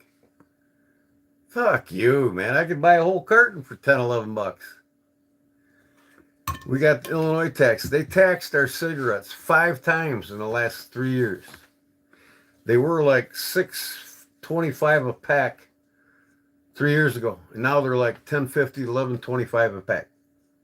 Because fat ass prickster here, our governor, keeps raising the taxes on them every year. Go across the river to Missouri. Yeah, I mean, I go to Indiana in 40 minutes, not even 35 minutes. I'm in Indiana. You know, go through Peatone and Beecher, and boom, I'm in Indiana. I go that way to Ileana Beach, to Lake Schaefer, to fish. And I'll go there and get fireworks. It's illegal here. And I go there to get, you know, when I was buying store-bought cigarettes, I'd get my cigarettes for like $2 a pack 10 years ago when they were still $5 a pack here. and I'd bring home cartons at a time. But no, I roll 200 cigarettes for $17 tops. That's all it cost me. Holy crap, $18 a pack. There, 13 here for name brand. $18 a pack is like in low populated areas that are secluded, like Hawaii and Alaska, and even Canada. A lot of secluded areas, costs way more to ship shit to these outskirts that cost more to get it there, so it's much higher. And there ain't no place in this country taxed more than in Illinois. I'm going to tell you that right now. In fact, the wealthiest city in the country is Rosemont, Illinois, just outside of Schaumburg, south of Chicago, about 10 minutes. I mean, them people there are paying like $29,000 to $35,000 a year just in property tax.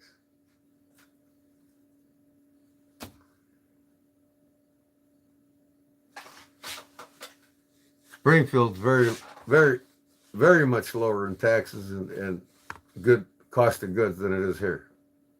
Not very much, but you guys don't pay on average $14,000 a year in property taxes in Springfield. Maybe in the inner city,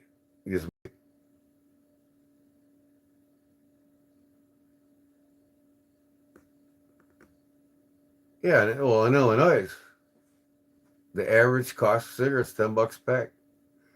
But 3 years ago, it wasn't for Prickster, they'd still be hovering around $6 a pack.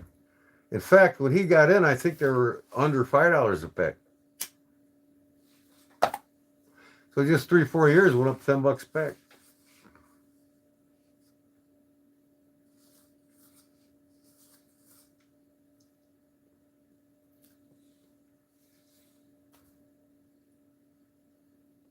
$60 miles. That's like me going. It's an hour drive for you, Paul. That's like me going to Chicago. Chicago's 60 minutes for me. 60 miles from me. 60 minutes.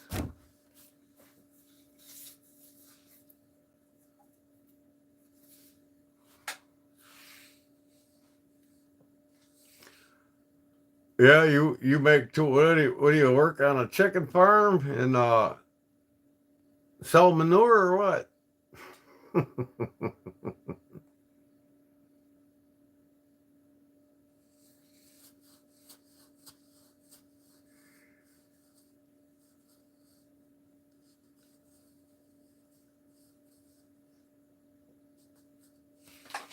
Fried chicken. Most fried chicken shit that you buy in the stores, it's all shit. Raise your own chickens, man. People, see, that's another thing. People become so much dependent upon a system that created them that they can't give up their curriculum activities that they're addicted to, that they were created to become a homesteader. They don't have enough time. They don't have enough money. You can do anything you want, man. You set your mind to it. I'm getting off the grid more and more every day. If you crack eggs at the grocery store and crack eggs from a farmer next door, an egg from the grocery store, the yolk's yellow, whereas the egg from the local farmer next door is golden brown, orangish brown. 5 times more vitamins and minerals. In fact, the eggs in the stores are unhealthy for you. The eggs at the farmer, naturally raised and naturally grazed, stress-free eggs, chickens, is loaded, one of the superfoods to eat, loaded in vitamins and minerals. Very, very low in cholesterol. And really, to tell you the truth, the medical industry made the fat and meat sound like it was a precursor to disease and cancer and all this. No. The fats and meats are very, very healthy. In fact, eating a diet high in protein and iron from meat, your body burns protein for energy instead of carbohydrates. Well, you eat sugar all the time, it burns carbohydrates for energy. You can stop burning carbohydrates and burn pure protein and get the iron benefits from it. Meat is one of the best things to keep your whole metabolic system functioning properly. Red meats. Eat all the meats you can and all the vegetables you can, and you're going to live a long life. Elizabeth Dermy, I used to live in Waterloo, Ontario. Was there for around 20 years. I never lived there. What are you dying about, Fat City? I didn't catch that one. What did I say that made you die? I'm past my bedtime now. Look, I never learned my lesson. I got to get up, take my wife to the DMV. So I'm going to set my alarm. So I'm going to go to 1:30 and that's it. I got to go to bed, set my alarm, get up, promise my wife I'd take her in. She wants to get her Mustang back on the road.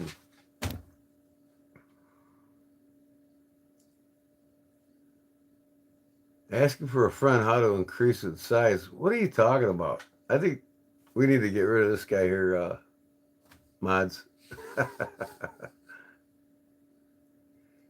Anonymous, I have no idea.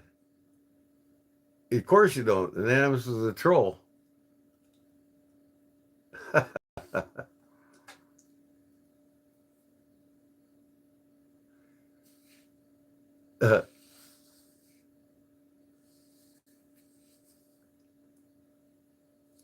Now we're getting off topic.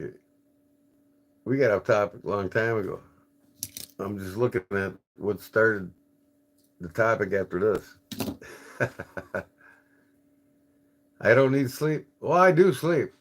If I go to, if it wasn't for most days, I don't get rolling around till 10 o'clock every day. I go to bed at 1:30, 2 o'clock. I get 8 hours of sleep. And I'm retired, so I do my side jobs. I get there when I get there. And I leave when I want to leave. But usually if I get there at 10, I'll work till 6, and that's still 8 hours. I get plenty of sleep. I don't deprive myself of sleep.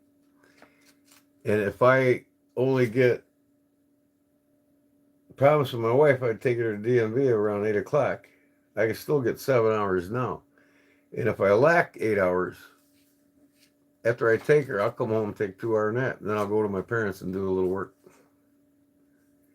So I always get 8 hours of sleep every day.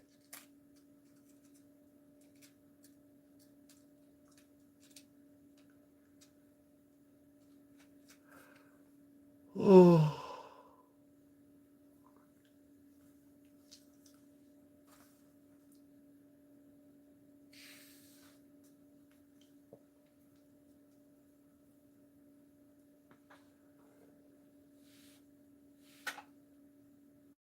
Yeah.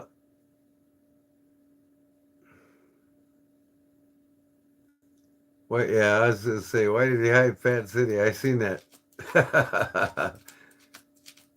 Did he think he was too nice to that troll? Here we go again. Cigarettes are bad for you. What you eat, pal, is a lot worse than my cigarettes, let me tell you. You have no clue.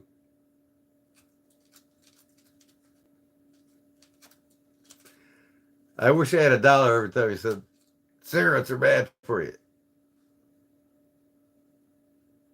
You don't have to undo it. You didn't get rid of Fat City. He's still there. I accidentally, and it was right next to that troll, so he accidentally hit Fat instead of this troll. So it's understandable. Hello from Chi-Town. I like Chicago once or twice a year. So actually when I go to the Cubs or the Bears games, that's the only time I like going to Chicago. I mean, I'm only an hour away, but when I go, I take the train. I don't fucking drive there. Hell no. Too many idiots on the road. Green light, red light, green flag, red flag. They see a cop, it goes to red flag. When the cop's gone, they're back to green flag, racing. And the parking there, $50, $70. Screw you. I take the train, man. It costs me $4. I can put my pedal bike on the train. I can drink beer on the train. I don't drink, but I used to. Take the train, man. That's the only way to go to Chicago.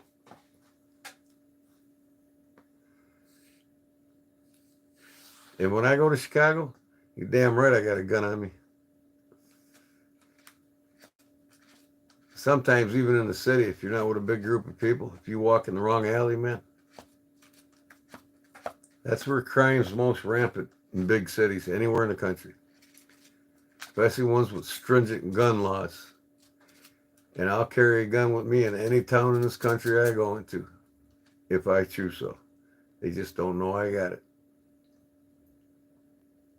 Unless I have to use it.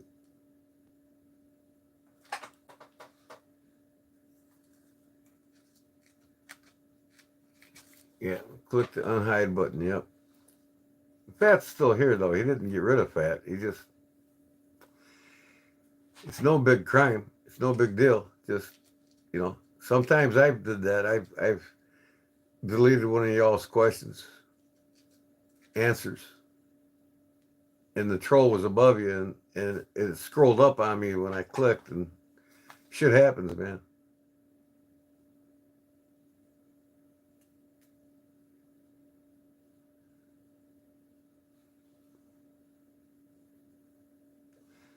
Fat, he was trying to get the troll, and then you scrolled up into his click.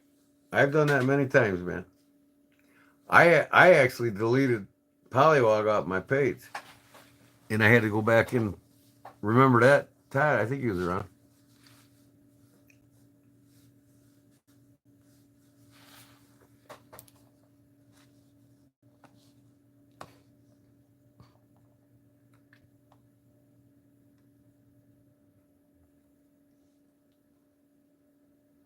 Come on, fat fingers. You're the only one with fat fingers I know. Who are you talking about? Oh, Lou, you're going to like your package when you get it, buddy.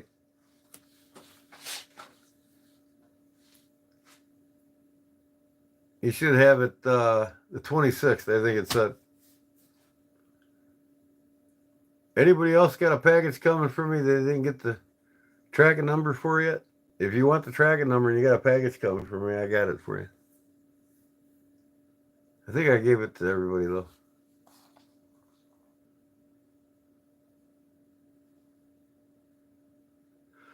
It's pressed by accident. Yeah, it happens. It happens a lot, that's for sure, Todd. Well, I told my wife, she says, why don't you go in and get your teeth fixed? I'm like, yeah, it's been too long. I need to do it. I've waited too long. I could have had my teeth fixed years ago. Like, it's been like this since 2000. I got the best dental insurance. I got like 17,000 of my dental insurance anytime I want to use it. So I'm gonna get a titanium bridge put in. I got my teeth knocked out in football in high school, believe it or not. They put crowns in, and I've had them till like 2003. My ex hit my mouth with a fucking pool cue when we were playing cute pool together, and I have had problems with him since. So I'm gonna get the titanium bridge. You know, I had a crown when I met my wife, or temporary, and I still look great. But now I got two missing. So, yeah, Paul, what it was is I was a defensive nose guard, and I became a defensive end in football in high school. And this one kid, I always beat him out of the position. I played every game. I started every game. And he didn't like me because I'd always beat him out of the position. So he was jealous. So we decided to throw down, right? We threw our helmets down and just started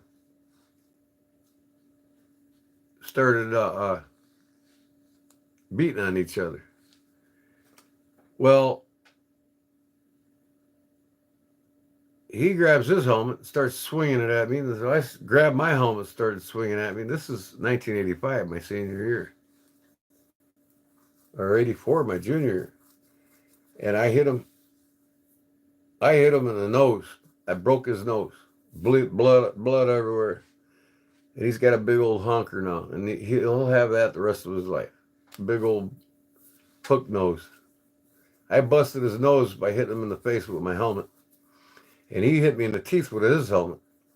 So he broke my teeth off. But I broke his nose, and he broke my teeth off.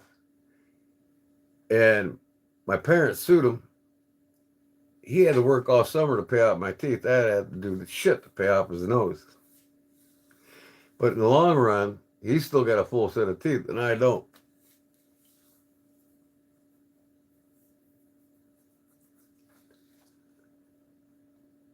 Five extra wisdom teeth. They wanted to take my wisdom teeth out in the Navy, and I said, hell no. I got out of the Navy in 93. I had no problems with my wisdom teeth my whole life. They need to come out. No, they don't. And you're not taking them out. So, but now I got one wisdom tooth left.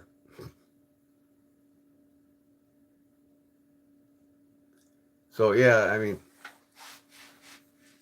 I did good. I wish to God I would have accepted a couple of scholarships to play football instead of going in the military, because my sophomore year, I was gung-ho to go in the Army. Gung-ho. And I went in the Army right out of high school, and I got a medical discharge because I had bad allergies, and I hit it. And all of a sudden, it just hit me. I was in the Army for less than 180 days, so I wasn't considered prior service. So 7 years later, I lost my allergies, and I was able to go back in the military again. So I did what my dad did. I went in the Navy. But I wished I would have went into college and played football, because I was a pretty damn good football player. I mean, I had big high schools in Chicagoland area want me to play for them my junior and senior year, because I broke a state record on my sophomore year. Blocked punts. I blocked 9 punts in 8 games. And I led the team with 14 tackles and 14 solo tackles and 3 assists and 2 sacks every game in 1 block punt. So I had one of the best high schools here, class 6A, 7A high school, wanted me to come to school because both my brothers went there. And I couldn't go to an all-boys school, so I didn't go. In fact, it was the same school Tom Thayer went to, Joliet Catholic. He used to play for the Bears, Tom Thayer. I couldn't go to an all-boys school, so I didn't go to play for him. He wanted me bad, and I probably would have had even more scholarships had I have played on him, because he's one of the best coaches ever in high school football. But I was good enough, and I was looked at by colleges by my sophomore year for what I did. So I played all 4 years of high school football, and I broke a record my sophomore year, and I continued to do well defensively my last couple of years. It was like the Bears. We had shitty coaching. Same record every year. 3 wins, 5 losses every year.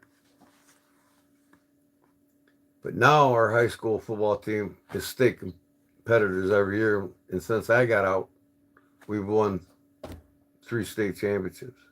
Never won one when I was in or before it. But yeah, I wish I would have went to college and played college ball instead of going in the military. I'd probably have a different lifestyle.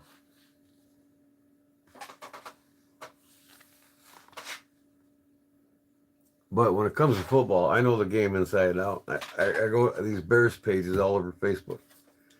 Some of the stupid questions and answers. I don't even know if some of these people are even football fans. It's like they're constantly ripping on Caleb Williams.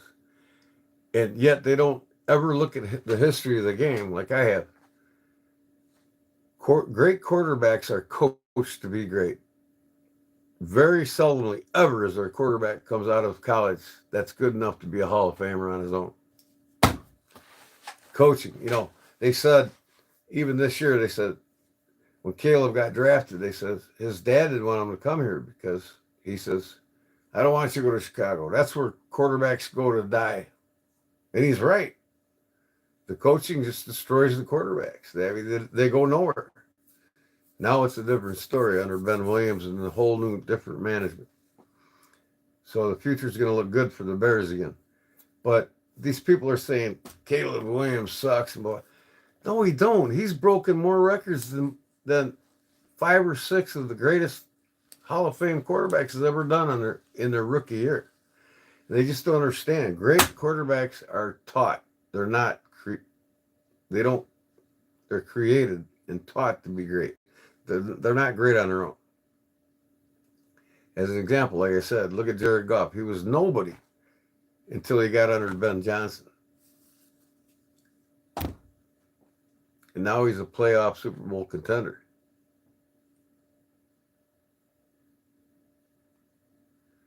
Paul, my teeth are not normal. Some genetic crap. Well, that genetic crap is less than 10% why you have that. Again, you learn to eat like your parents. You probably had the same diet as your parents. That's why most people die around the same age as their parents, because their parents taught them how to eat. They continue to eat the same way. You change your diet, you change the whole outlook of your life.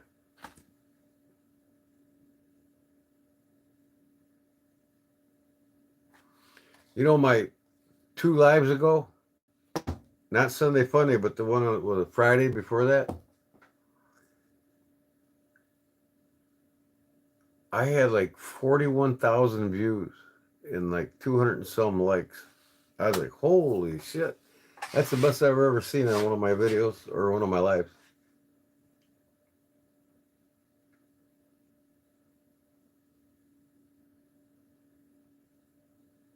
Yeah. I want to look again. I think it was 51,000, if I'm not mistaken.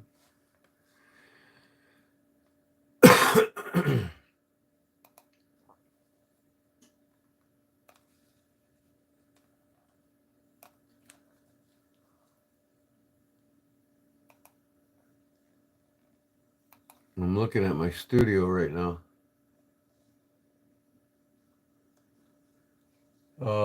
Content, dashboard, content, lives. Okay.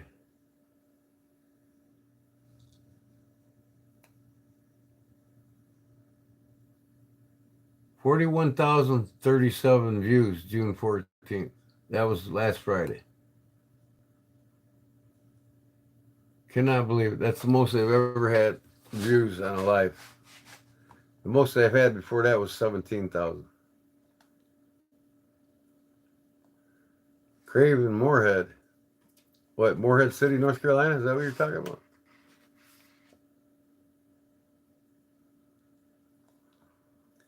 Yeah, late night live. Everybody's looking for, in the knife community, is looking for lives to check out.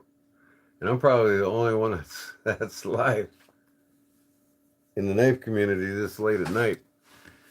I started at 10. I'm already at 1, 2, 3 hours. On average, I've been going live for like 5, 6 hours. My wife's, because you got a knack for bullshitting. You love the bullshit. You like talking to people. See, my wife's total opposite of me. She hates talking to people. She can't trust anybody. She can't talk to anybody. She's only got a few friends.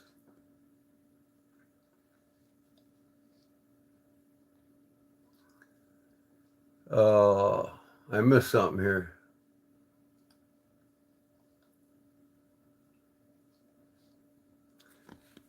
Yeah, I enjoy it too. I enjoy going to certain lives I go to too. I went to Justin's live today, and it was already over. I was like, shit, man, I'm trying to click on, where's the damn live thing at? I wanted to pick at him.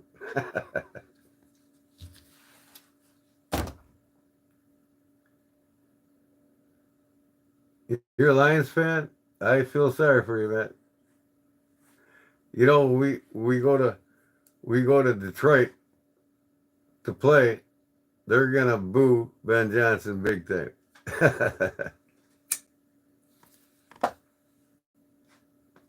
But everywhere he's went, the coach, he's turned the quarterbacks around and the teams around. And he's got probably one of the most successful records of any coach or any coordinator or play caller. He made golf who he is today. He was nobody before Ben Johnson came along. Lions on top. So what makes you think they're going to have an easy season against the Bears? Why do you think they're going to beat the Bears both games? And you got to remember, we lost 8 games last year by less than one score. And Lions was one of them. It wasn't 2 scores. It wasn't a blowout. It wasn't 3 scores.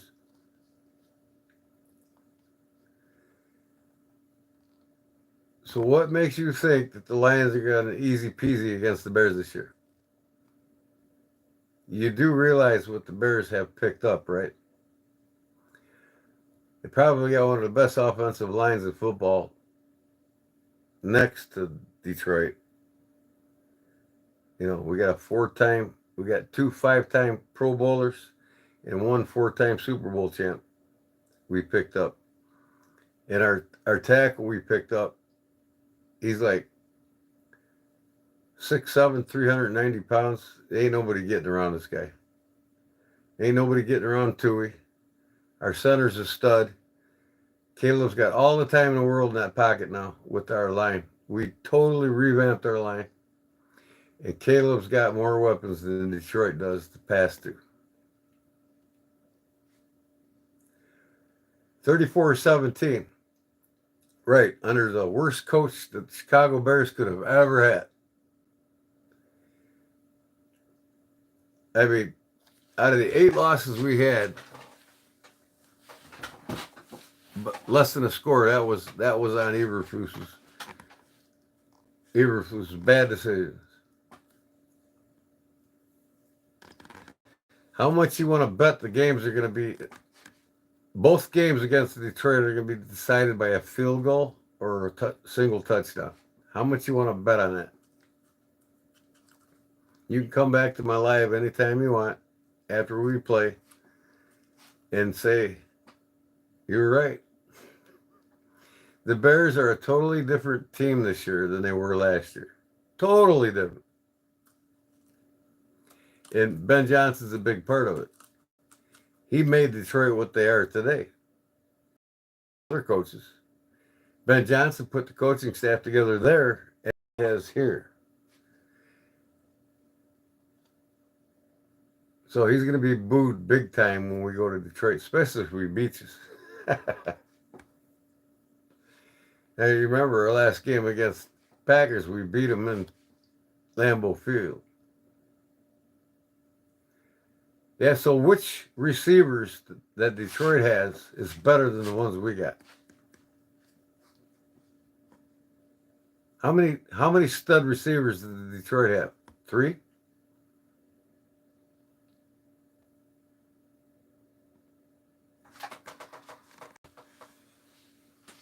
And yet, Detroit's still trying to win their first Super Bowl. We've got 13 championship wins, and we've got the most wins next to Green Bay than any team in franchise history.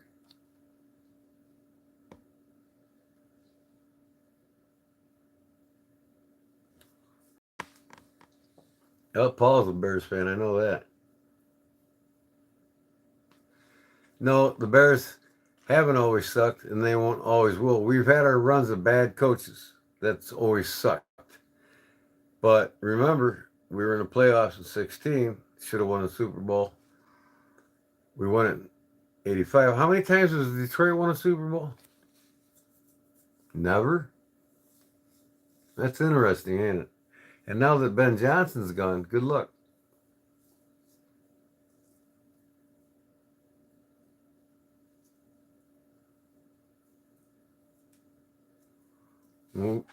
Like I said, we've got 7 receivers that will scramble Detroit's defense like you wouldn't believe. It's just crazy. Our team is, you're not following what's going on with the rebuild of our team this year. I am. And 12 wins minimum this year. I'm saying possible 14 wins out of 17. And all I can say is, you'll see.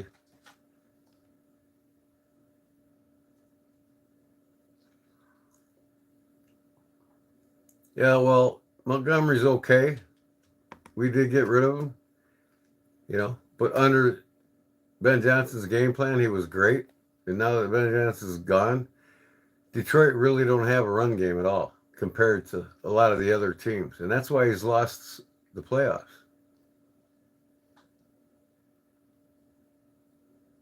And that's what we got to address too. And we got two stud running backs. Well, prospect running backs. And the reports right now coming out of OTAs and the practices is phenomenal. Ben Johnson's surprised with these two rookies we got. Unbelievable. So maybe we could step up a run game, but our pass game, top 5 in the NFL right now. They're going to scramble defenses like you wouldn't believe. And like I said, the coaching makes a difference. We finally got a great coaching staff. Ben Johnson brought in who he wanted, and Poles just made sure that we loaded up on the offensive line. We loaded up on the receivers. We loaded up on the defensive line and in our backfield. We're just loaded, man. We are loaded with. They're shaking Ben Johnson's head. Can't believe it. And right now, Caleb's already memorized the playbook of Ben Johnson. And Ben Johnson's saying that this Caleb is unbelievable. He said Caleb is throwing 50-yard bombs now on a dime without even trying, like he's got a cheat sheet. He says, I can't believe this kid. He's learned everything that I've thrown at him, and I've seen him play with Chicago when I was with Detroit, and he says he's twice the quarterback now in the offseason than he was last season. And Caleb didn't have anybody to go over, play with him, over tapes, explain to him what he's doing wrong, doing this wrong. He did all this shit his rookie year on his own. He broke franchise records.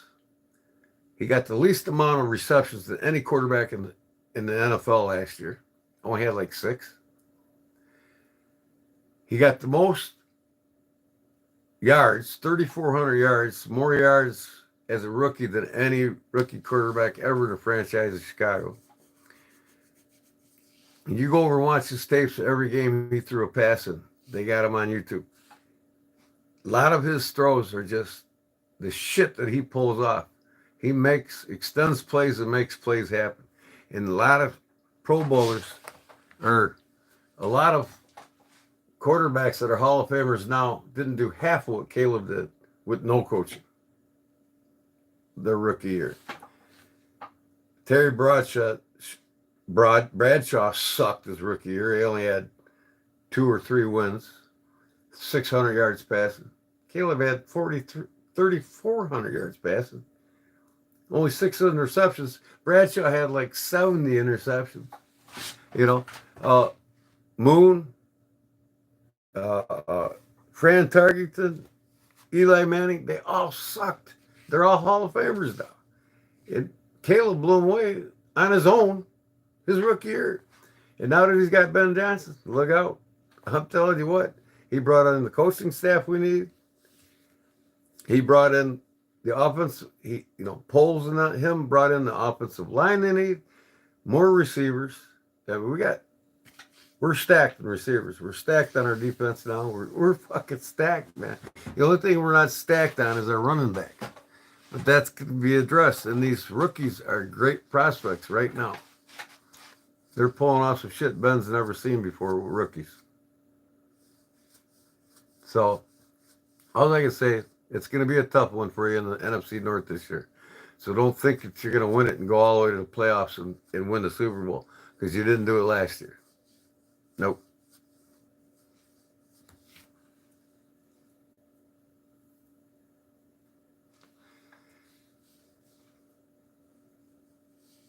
And you know what? Montgomery's not even in his prime anymore.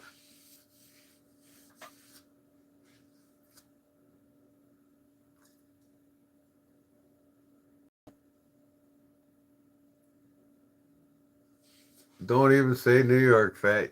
I know you're going to say it again. I just feel sorry for you being a New York fan. I really do.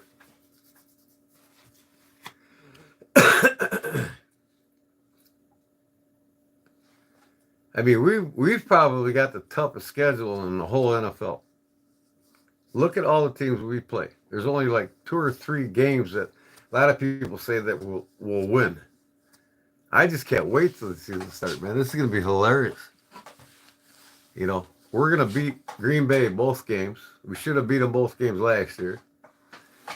We should have beat Detroit one of the games. You know, and they struggled to beat us the year before by 1 score, both games. So that just tells you how terrible Eberflus actually was. He was fucking horrible. I know you're kidding, Fat. I knew you were going to say New York. Like I said, I feel sorry for any of the Giants fans because they, you know, them and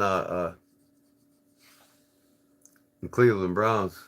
And we might yet get that badass defensive lineman from Cleveland. He's wanting to come to Chicago.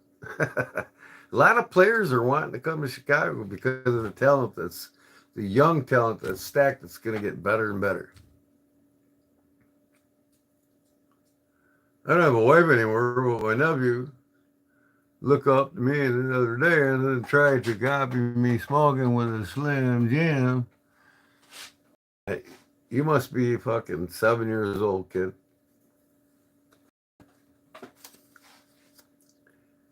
Drunk uncle, another kid that grew up without his parents' attention, that's seeking the attention of all you hear in my live stream right now by putting in this chat what he just put in here. It's sad, man. Some of these kids are just ignored by their parents and they ain't raised right. That's fine. You can be a Packers fan, but you're going to lose both games this year to us. I feel sorry for Love. He's the most overpaid player ever in the history of the country. Played 8 games and they decided, oh, we're going to give you $230 million. For what? He hasn't proved himself. There's a lot of quarterbacks in the league that's done prove themselves that's worth way more than 200 grand a year or 200 million a year. Love should be making about 60 million a year right now. He just can't cut it. He's just going to keep the Packers in the same situation every year. Get to the playoffs and lose. Same with Rodgers. Get to the playoffs and lose. I can't wait till Rodgers comes to Chicago for the Steelers and plays the Bears in Chicago. Steelers are going to get their ass whooped in Chicago. Rodgers is done.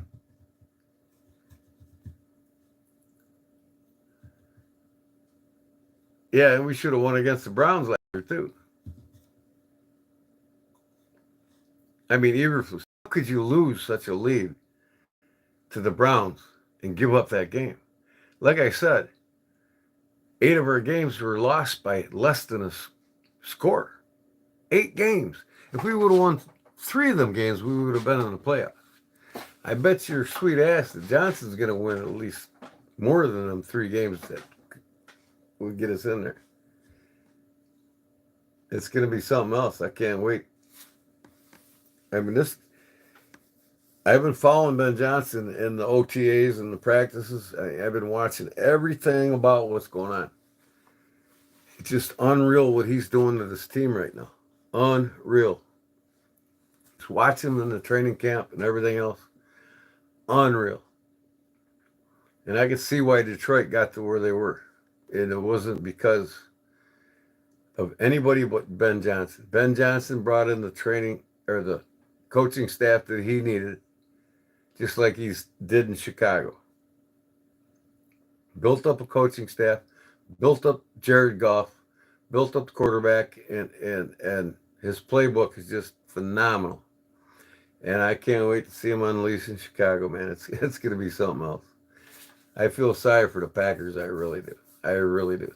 Because we're not going to lose one game by a field goal we should have made and win the next game by a field goal. It's going to be like 5 field goals. I really still, out of all the Packers are going to finish last in the NFC North, put it that way.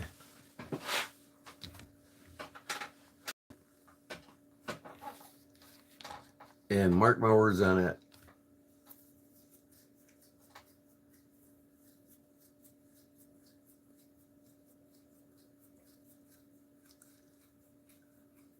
Well, the Browns they had a winning streak going there. I mean, they were, and they got a badass defenseman. And I'll tell you what, he wants to come to Chicago.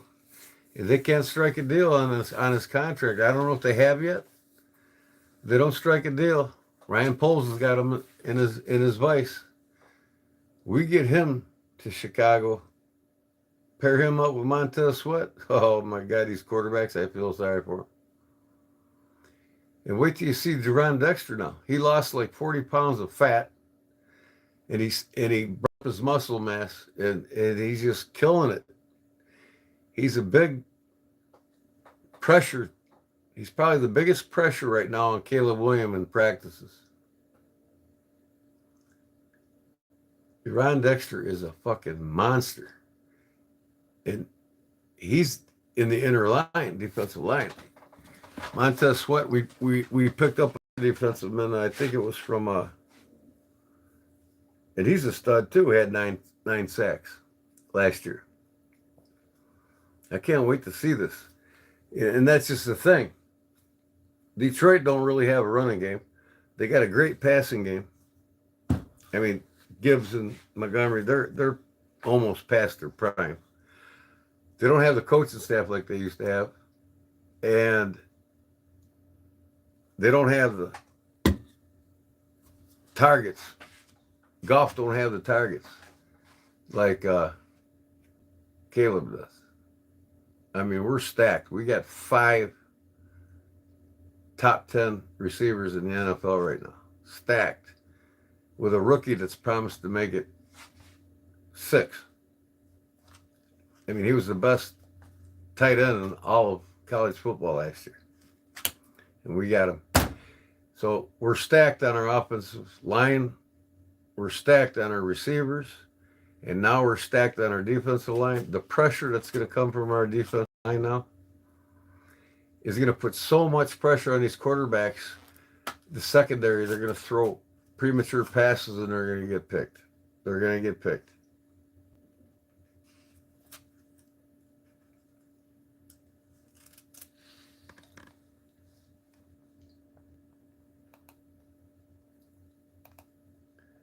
Yeah, you suck too. See you later, buddy. So anyways, it's going to be an exciting season. I'm just tickled what's going on. I mean, it's more than I've seen in the last 2 decades ever in the franchise history in one off season. And I've been last 5 or 6 years or so, I've been following the off seasons. Who's coming in, who's going to do what. And to hear Ben Johnson say that Caleb is throwing 50-yard bombs now on a dime consistently, like he's got some kind of cheat sheet, Ben Johnson said. I don't know how the kid does it, he says. He's already memorized my playbook. Ain't nobody in the NFL got a better playbook than Ben Johnson. I'm telling you. So this is going to be something else this year. We needed an offensive line. We got it. Caleb is not going to get sacked 30 times, let alone 67 times. And the more time you give this kid to throw with a great offensive line, and if you don't, Ben Johnson said if Caleb ain't got nothing in the pocket, he gets out and extends the plays and makes it happen and makes it work. Ben Johnson said, I don't know how the kid does it. You're a Titans fan. Did you say earlier it was a Detroit fan or some shit? Now you're a Titans fan? Now with Cam Ward? Yeah, well, good luck with him. Cam Ward ain't gonna get the job done. I'm sorry, man. I bet you Caleb Williams throws for first quarterback in the history of the Chicago franchise throw for over 4,000 yards. I bet he gets about 4,900 yards, and Cam Ward would be lucky to get about 3,800 yards if he's lucky. He ain't got the targets like we do. They didn't go all the way last year. They're not going to go all the way this year. They're not much better now than they were then. My brother lives in Tennessee now. He just moved there. And he's still a diehard Bears fan. But he goes to some of the Titans games because he lives there now by Nashville. He said, ain't nothing better than Soldier Field when it comes to watching a football game.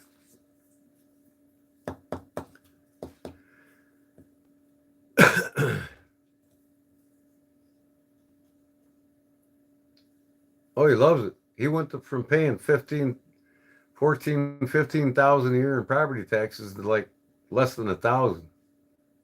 And he just lives half an hour, not even 20 minutes south of Nashville. He lives in Lebanon, just outside of Nashville, by Percy Priest Lake. I took my boat there last year and went fishing in it. Pretty nice lake. But he loves it there. He's got so much more money and time in his pocket.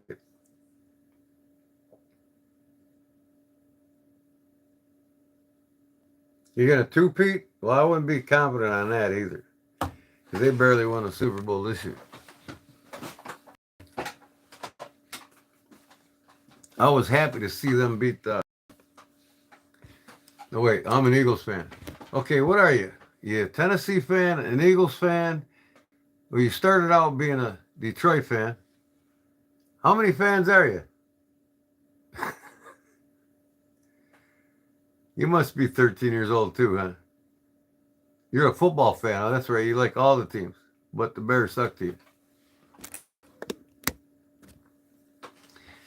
You know, in my time, in 60 years, I've seen some really great players in Chicago's history.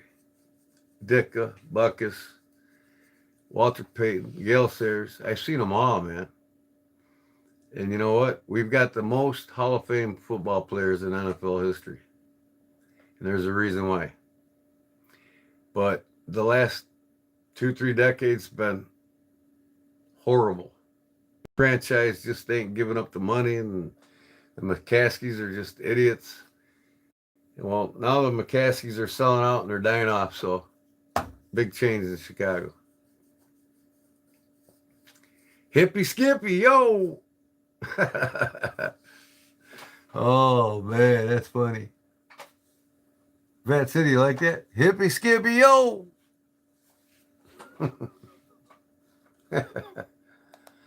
That is hilarious. Who comes up with the name Hippie Skippy? Are you an old burned out hippie from the 70s like me?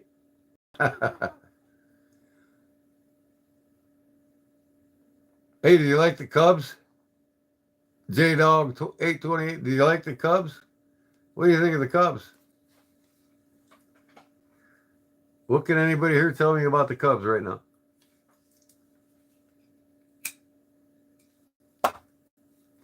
I thought I'd never see him win a Super Bowl. Or Super Bowl. A World Series. Finally got to 2016. And I think they're headed back there again this year.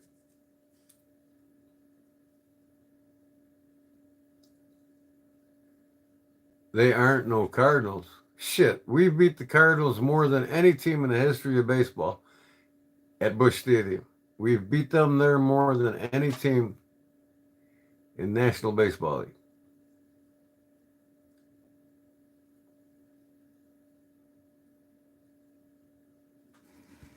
Who ain't very good? The Cubs? They got the best offense in all of baseball. They beat every team in the major leagues by 9 to 10 points. They've got more sluggers with more home runs than most teams. They got the number one offense in all of baseball right now. And the best center fielder, he's the best. You know, he's the best player now. And he's last year as a rookie. This is his second year.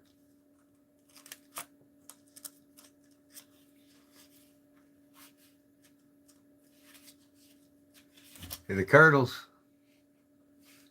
would be a good one, but you know, but what are we like in our division? We're like 9 games ahead of Milwaukee now. We just beat them again last night. Pete Crow Armstrong, I'm telling you what, that kid's second year in. He just come out of nowhere, out of college.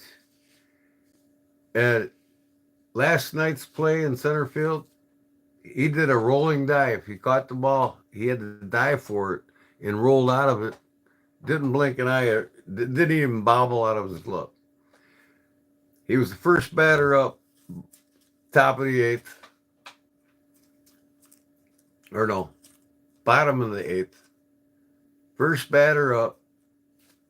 See ya. He put where he wanted to put it. 430 feet. First pitch. He's done that several times this year.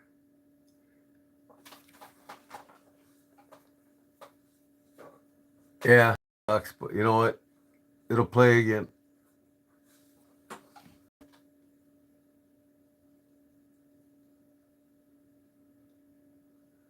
Yeah, you can be a Cardinals fan, but you know, hey, Busch Stadium is beautiful. I've been there. I love Busch Stadium. I can't stand Cellular One Field or whatever, the Sox Field. It makes me fall asleep being in there. Man, I'd probably say my 2 favorite stadiums would be in this Wrigley Field and Busch Stadium.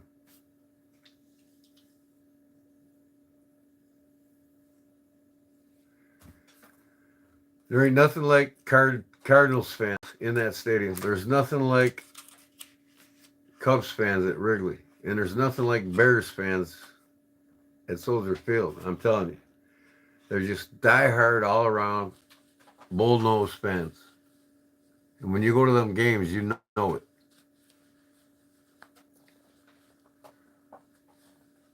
I think one of my favorite of all time would probably be Sosa. He was one of them. I mean, just so fun to watch him, man. I did this. Pete the Crow, man. He's gonna do better than Sosa. This kid's putting him out when he wants to put him out.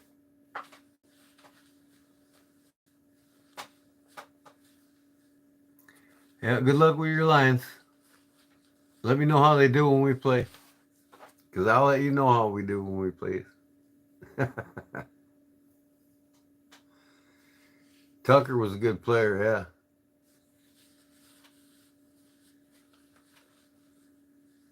In the 2016 team, there was a lot of great players, man. I like half the team.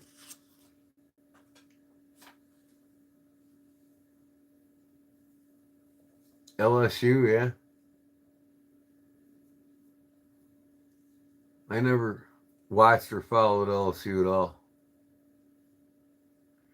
I have a hard time following all the pros teams. And man, it was growing up, you know, just getting out of high school, Chicago Bulls, Michael Jordan, Scottie Pippen, you know, just phenomenal watching them guys play, man. One year for Christmas, my grandmother bought me both sets of the Michael Jordan shoes. They were millionaires. She bought me the black and red ones and the red and white ones. And I wish I still had them shoes today. The Air Jordans, the original Air Jordans. I had them both when I was a kid.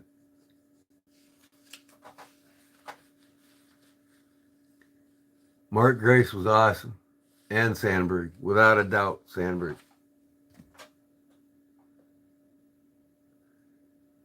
We're supposed to pick up two pitchers. Their contracts are getting expensive for them, and if they don't sign soon here, and I don't know if they signed yet because the cutoff is what, this week or end of next week. I can't remember. But if the contracts ain't met from Baltimore, two top closing pitchers in Major League Baseball, and they want to come to Chicago. If we get them pitchers, man, look out. We're in the World Series this year. That's their only thing we need to capitalize on. We got a couple of great pitchers, but we need a couple more great closing pitchers. That's the only thing keeping us from going all the way. Oh yeah, I would have loved to see Rizzo and Bryant play a decade. Just stay true, diehard Cub players. You know what I mean? Like Peyton did for the Bears. Didn't want to leave. Wanted to be a diehard Bear.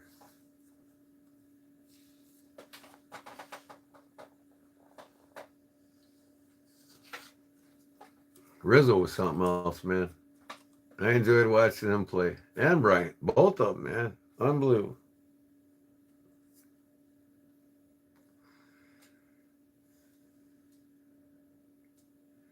So I'm glad I didn't die before I get to see a World Series victory by the Cubs. You know how many people passed away being a diehard Cubs fan their whole life? 80, 90 years, no World Series.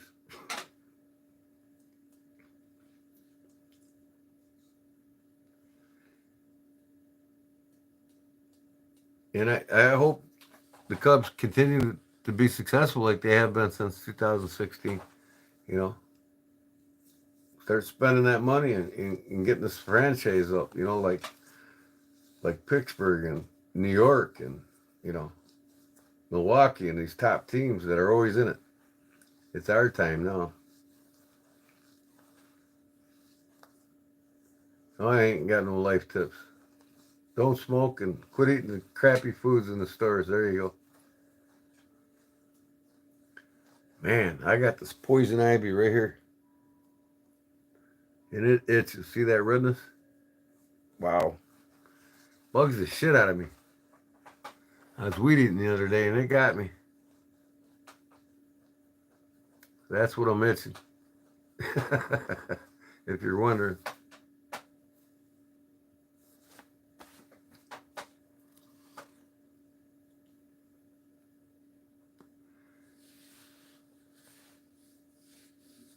Yeah, we won the 2016 World Series. I don't know if this hat don't say it, but I got one up there that says champion 2016 on it.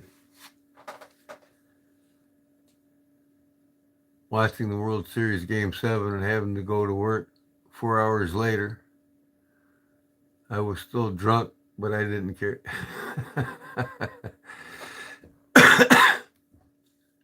You remember seeing it in the newspaper?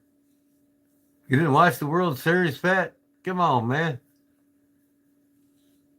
I'm sorry, New York wasn't playing in it, right?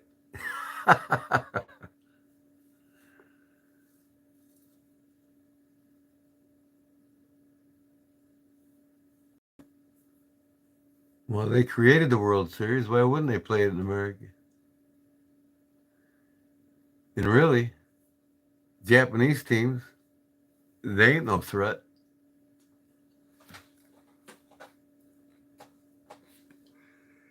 Very few come from Japan that even make it into the Hall of Fame of Major League Baseball players in the United States.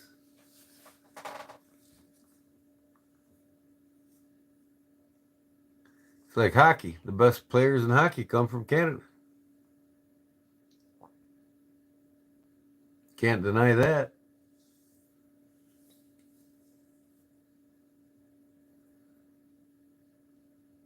Ha ha, Danny. Ha ha ha. Yeah, we're losers. We're going to show you that this year, too. You got to remember, no teams won more championships than the Chicago Bears. before the Super Bowl was even started, other than the Green Bay Packers. The Green Bay Packers, Chicago Bears got more championships than any team in the history of the NFL. And they're also the oldest teams in the NFL. And the Chicago Bears have more Hall of Fame players than any team in the NFL. Just a few good ones, Paul. That's right. If baseball is so great in Japan, why wouldn't they have a team that would come over here and whoop on us, right? Or why don't we go there and play them?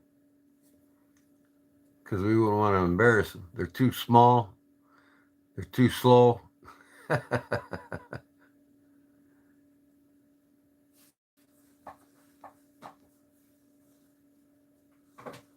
Oh, man.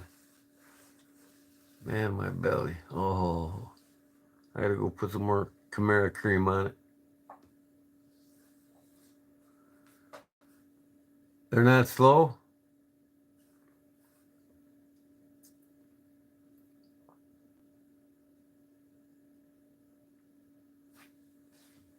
Man, Paul, how about that catcher we got in for the Cubs? God, that some bitch can gun him down at second base.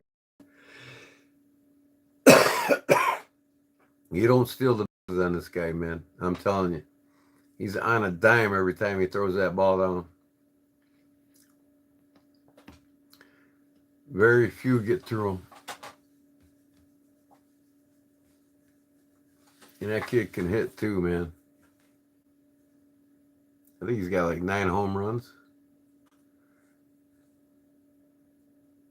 We got a couple players. Can't remember which ones. They both have 17 homers apiece.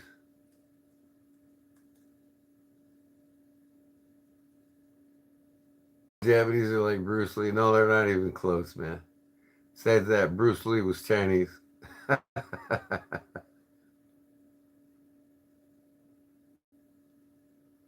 Oh, this guy just guessed. It sounds like you're from Effingham area. Why are you? I'm not even close to Effingham. It's in the midwestern part of the state, yeah. I think I'm like 2 hours from Effingham. I get to Chicago faster than Effingham.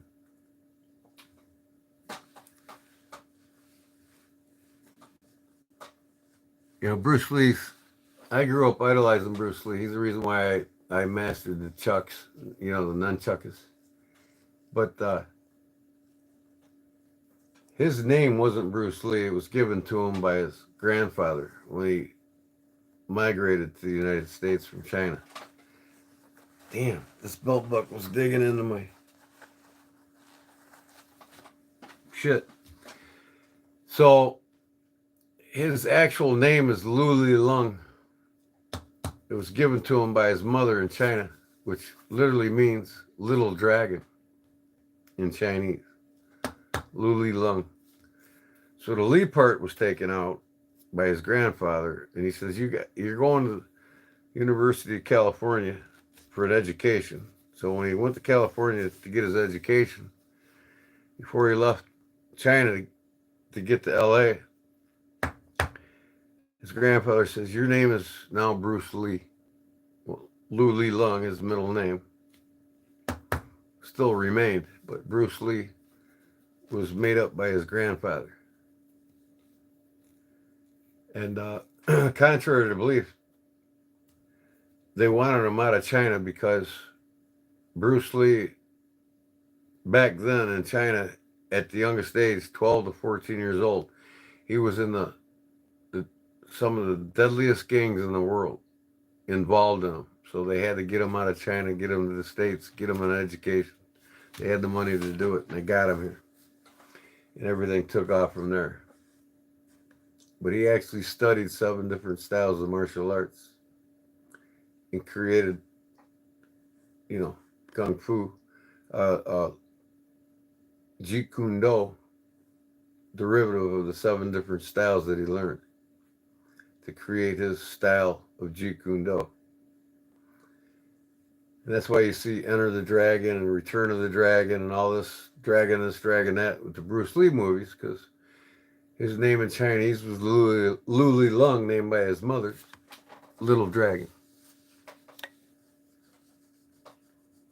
Watch a Bruce Lee Kung Fu marathon on E-Ray Network. Well, you weren't even alive when he was in his prime. I mean, you wasn't born until, what, 30 years after he was in the movies. I watched him live in the movies. Growing up with him, I idolized him. I wanted to do everything he did. And he's one of the biggest reasons why I got in martial arts when I was a kid, at the age of 12.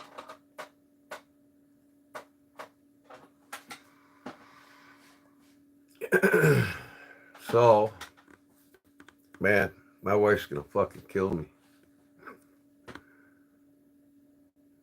You better get up.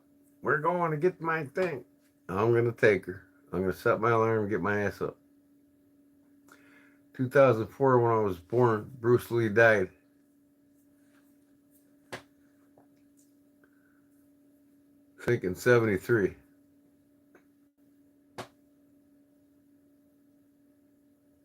Oh, I'm doing. How you doing?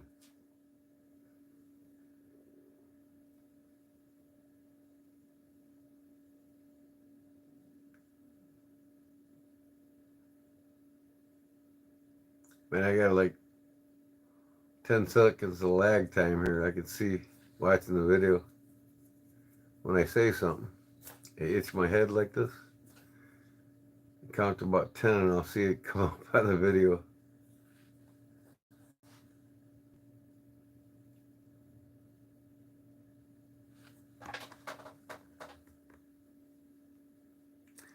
Do like me. That's what I do, Paul. I still get 8 hours of sleep. I mean, I'll sleep 4 hours. I'll come home and nap for 4. I do it all the time. And if I didn't have to take my wife, that I promised her tomorrow, to where I'm going to take her, I usually would go to bed now. It's 2 o'clock now, but I'll wake up at 10 o'clock. I'll get 6 hours of sleep. Or 8 hours of sleep, I'm sorry. And if I lack 8 hours, I'll make up with an hour or 2 nap. I do it all the time. I'll come home from working on my mom's, eat my dinner, and I'll hit that couch for 2 hours and lights out. My wife's like, hey, you were snoring. I said, well, I got to catch up. Oh. But,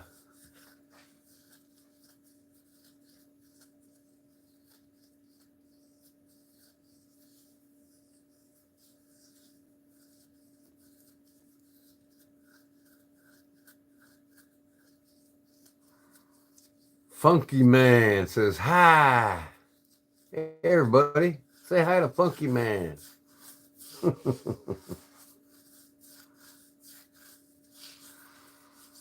Oh. I like OBS. There's no trolls in OBS. These fat cities Fat City's the first one to be nice. Hi.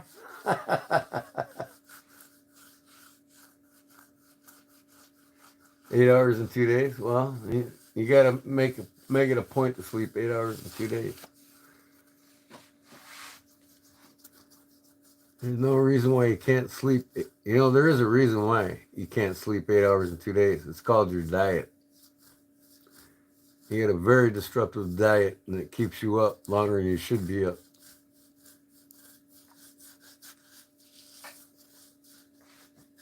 You probably get caffeine and sugar overload every day. That's why you can't sleep 8 hours in 2 days.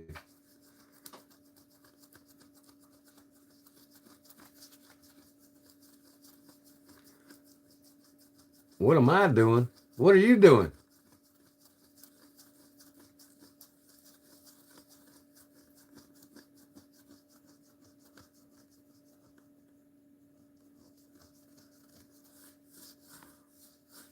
Well, I'm sorry to hear that he passed away a year ago. We're all going to pass sooner or later. Some of us have to suffer a little more when it happens a little earlier. That's all.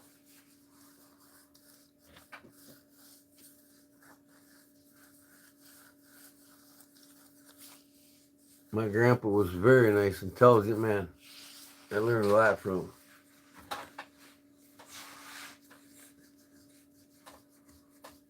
Bro, scroll it.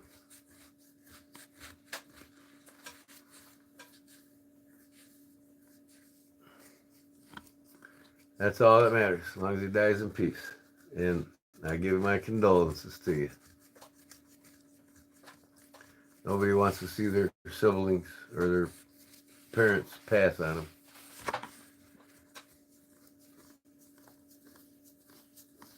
I miss my grandfather too. He was a very wise and intelligent, wealthy man, and not just money, but in wisdom. I idolized him growing up. I always spent time with him and listened to everything he had to tell me. He worked too damn much. He could still get 8 hours of sleep. I worked 7 days a week, 12 hours a day, and a lot of times 14, 16 hours a day. Still came home and slept 8 hours, but I had to get up and go back to work again. I did 7/12s for 9 months straight when I was working. That was before I retired. I can fix just about anything funky, man. If it's mechanical, I'll fix it.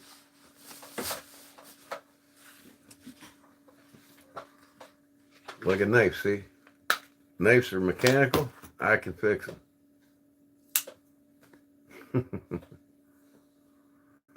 I paid $65 for this brand new at Menards. $110 in a Mexican-made sheath. I think it's worth it. But it's a USA-made buck, but the sheath is made in Mexico. It even says right here, sheath made in Mexico. I guess nowadays, if you want to get $110 with the sheath made in America, you got to get it from the custom shop.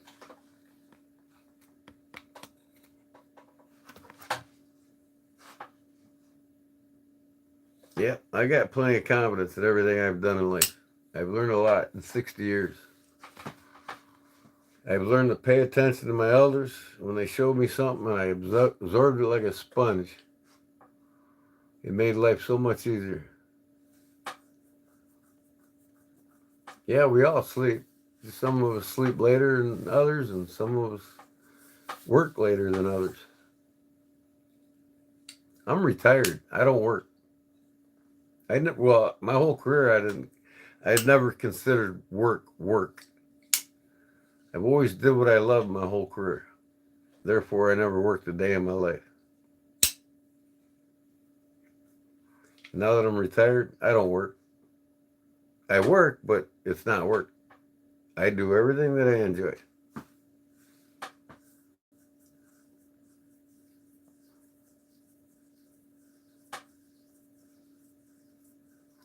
You work night shift. So you work 12 hours a day every day, night shift?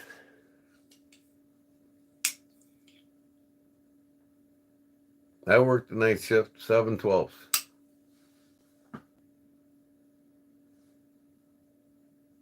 Like I said, 9 months straight. And then we went to 6/10s for the last 3 months of the year.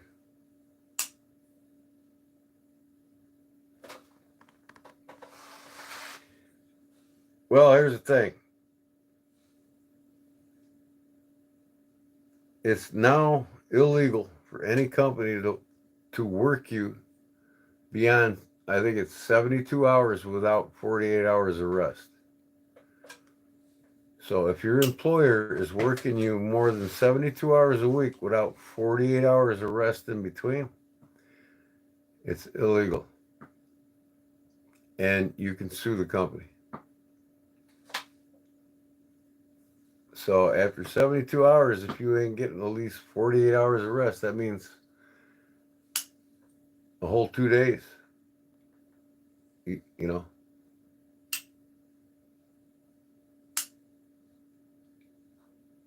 Yeah, look into it.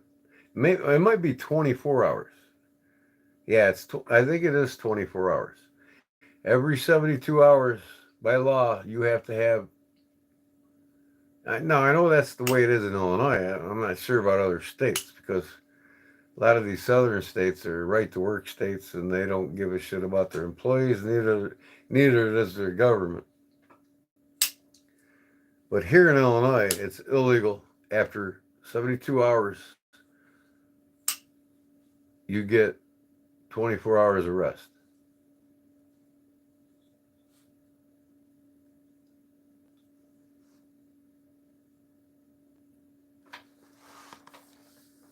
Riley, go to bed. It's past sleep. Your bedtime.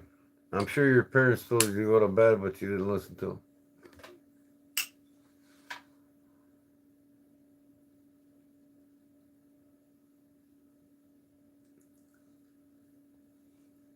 24 hours here in there in Virginia. Where at you in Virginia?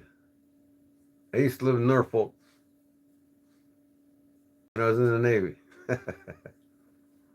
Chesapeake Bay. That was my hangout.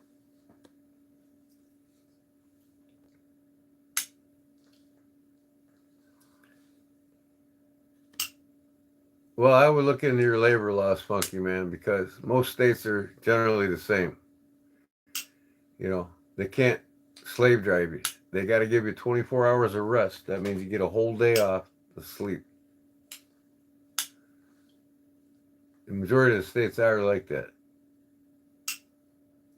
You don't have to thank me, man. I didn't serve for you. You weren't here earlier when I talked about that.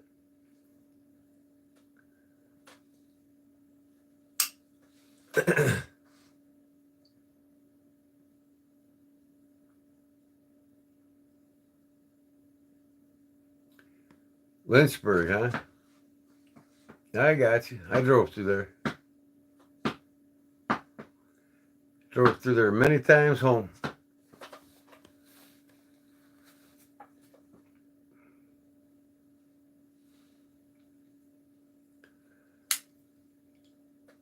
So Fat City and Paul, we're getting flooded, ain't we?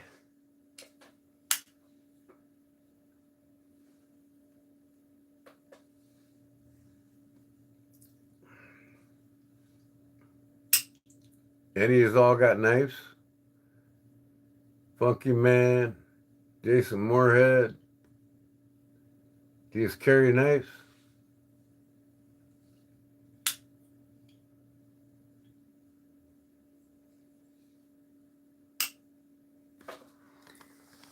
What's that thing on top of your wall in the blue case? Oh, you mean that canoe?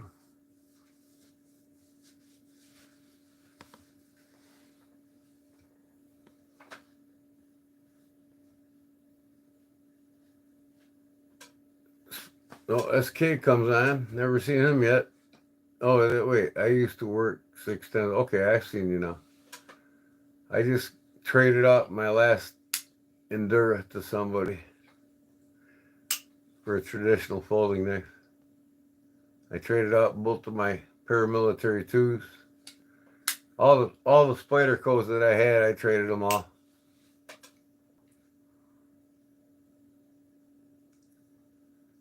You don't carry a 33-inch butterfly knife. Don't try to bullshit me, young man. Stuart, Florida. My childhood, I grew up in Sarasota, just outside of Tarpon Springs.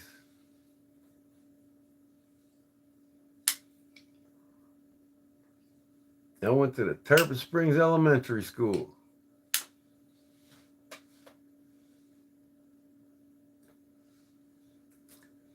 West Coast.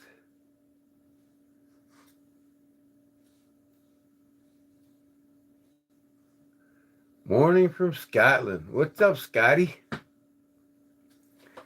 I'm part Scotty myself.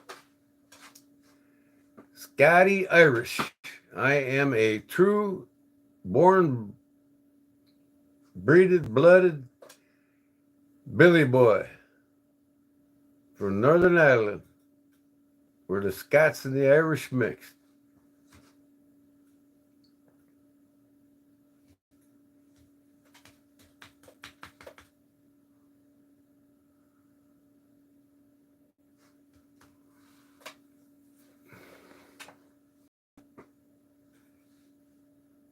I'm 19. I'm not very young. Well, yeah, 19 is young. He's just getting started.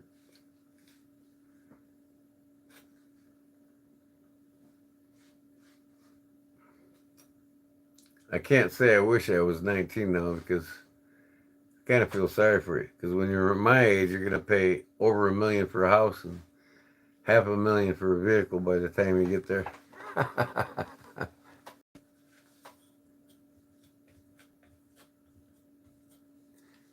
Todd Carr, that was today and tomorrow's carry. Leatherman Surge and accessories. SOG, PowerPoint, SAC. Okay. Fieldmaster. Cold Steel 8010, PM2. Mini Bellinger, 20 pockets, fine. Sasquatch. Is that what you carried all day, Todd?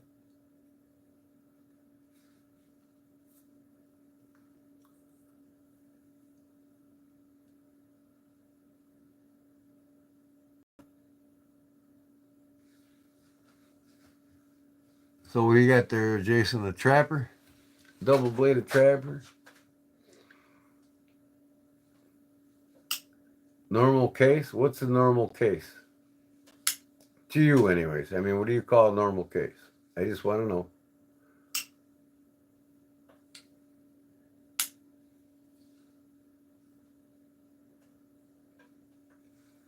I'm sitting there playing with this knife before I transform it.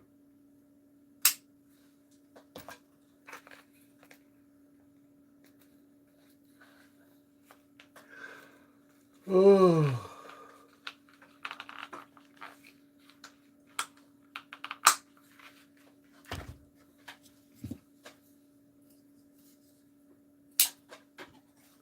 Oh, I got one cigarette left. I'm going to smoke it up and I'm out of here, fellas.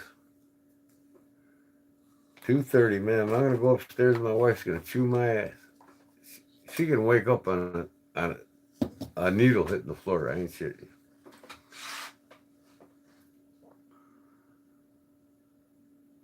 Pretty much every day, rotate the knives, but the rest stays the same. I got you.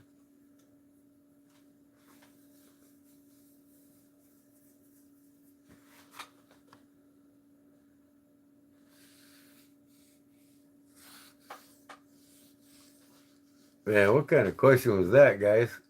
You like that, Todd? You rather like a tree grower or a negro? Fucking racist, ain't they?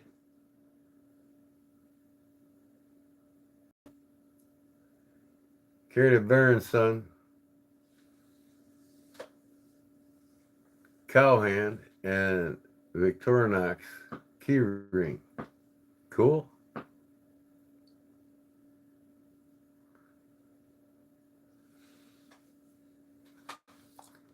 Well, I'm telling you what, boy.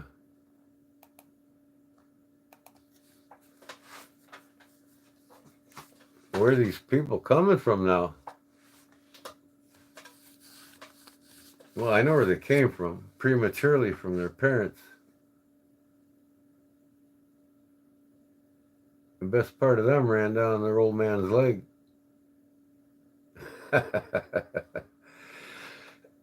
Oh, I'm terrible. God forgive me.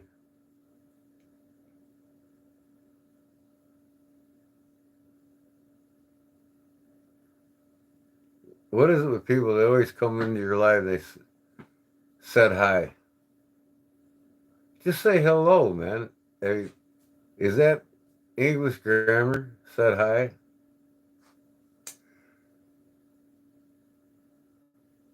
Say hi to everybody. Hello, everyone. My name is such and such. Said hi.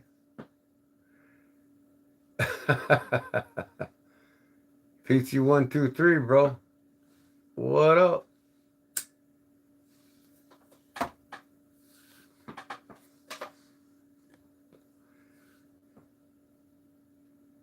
All your kids are waking up, Fat City.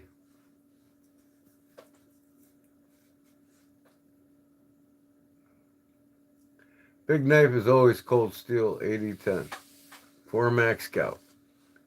Love my 4 Max Scout, man. Todd. Ultimate Hunter in front left pocket. A slicer in the right and a backup in the fifth pocket. Fixie is appendix carry easily. I got you.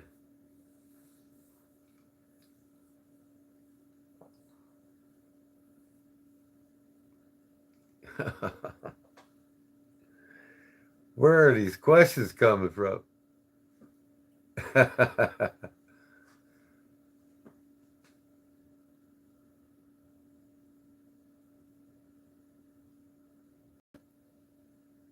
You know I'm not going to answer you.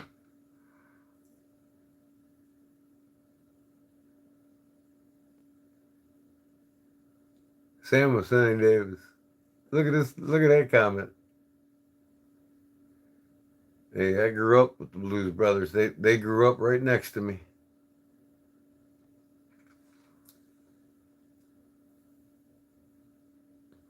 I bet you can't say that.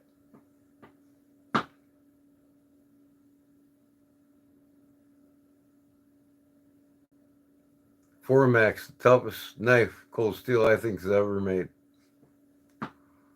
The thing is indestructible.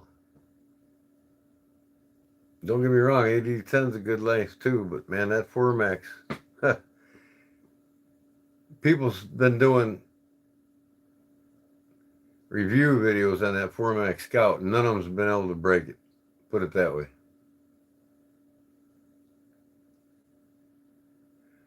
Well, you don't have to be rude. I mean, you don't have to excuse yourself from being rude. I know smoking's bad, but your food's worse. What you eat in your diet is worse than what I smoke.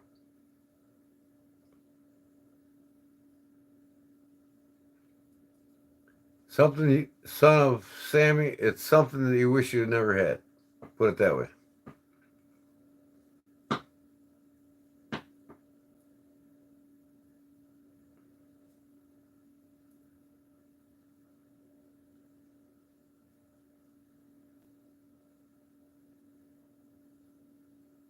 I'm glad I don't have kids. That's for damn sure.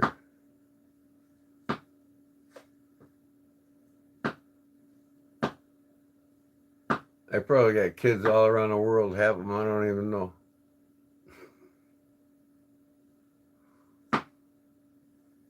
I'm sure I got a kid or two overseas that I don't know.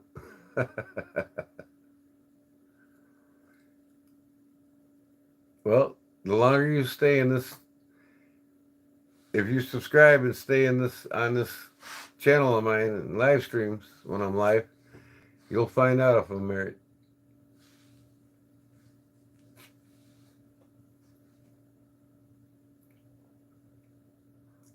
The people that's been in here, that's subscribers, you know what this channel's all about. Maybe they can tell you if I'm married or not, or if I have a wife. Look at this one. Miso fucking soup. Where are these people coming from? I mean, for real?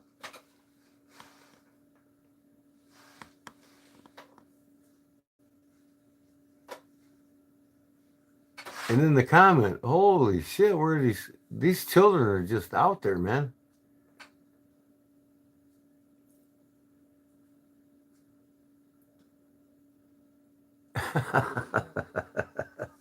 This is getting hilarious now.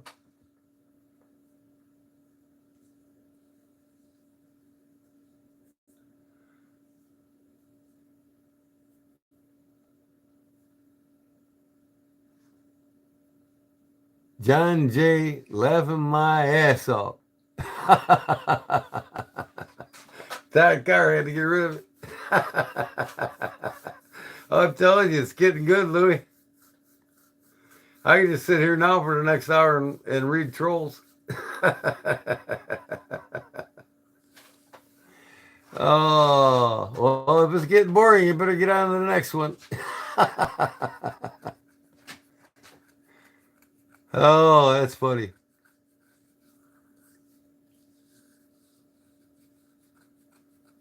I'm telling you, Fat, this is getting good. I'm glad Louis was able to come back and read some of this shit. Sports prediction: Chicago Bears are in the playoffs and a possible run for the Super Bowl. That's my sports prediction. They went from winning 5 games to 12 minimum this year. Yeah, they do. Trolls always do come out in these late night streams.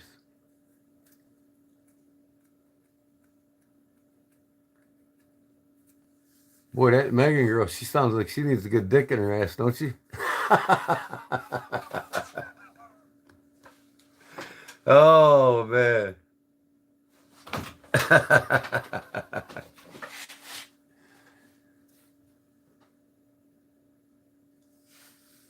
Offensive coordinator?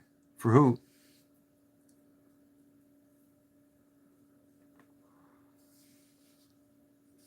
I'm ruthless, man. Stupid questions get stupid answers.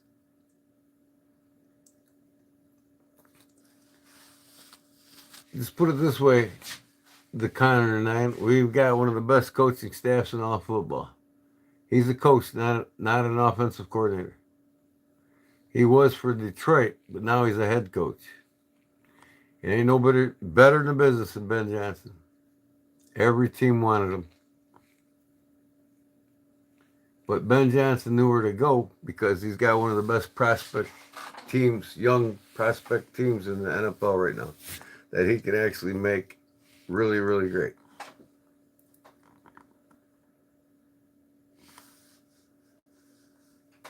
And it's first time coaching for him. He's always been an offensive coordinator and a play caller.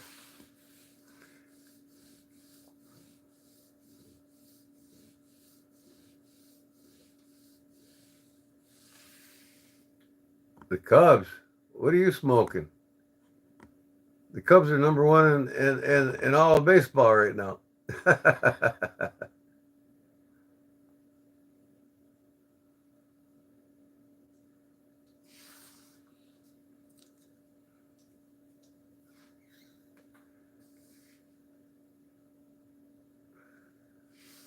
Are you damn right he is? He already is. He brought in a coaching staff that's just phenomenal. Poles and him, he got the players he needed for his offensive line, for his defensive line. He got more weapons on the receiving core. And now he's getting weapons for the running back position. He's building this team like I've never seen it built in 4 decades.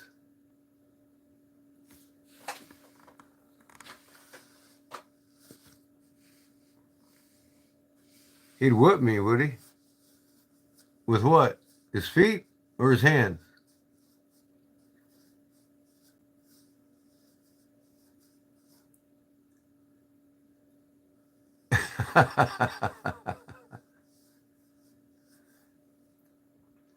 I can whip most people with my feet. I don't even need my hands.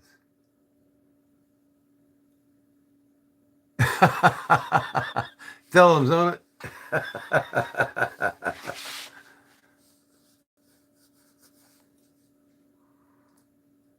And I hope he's got a 5th-degree black belt like me because he's going to have a hard time. He better pack a lunch because it's going to be an all-day job.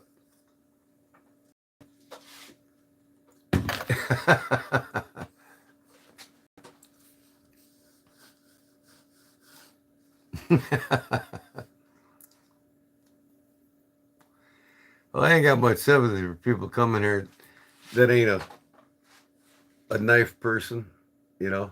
It's what this page is about. They come in here and say stupid shit, and we got to cow down. I don't cow down to nobody. You gain my respect, you get my respect. I'll gain your respect after you gain my respect. I don't know you. I don't have to be nice to nobody. And if you wasn't a troll, I'd be a lot nicer.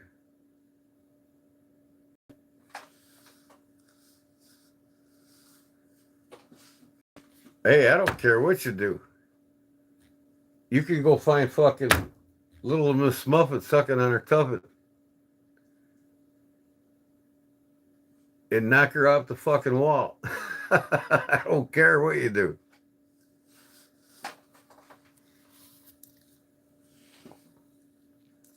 Like little Miss Muffet sat on a tuffet, eating her curds and whey. Along came a spider, sat down beside her, and said, "What's in the bowl, bitch?"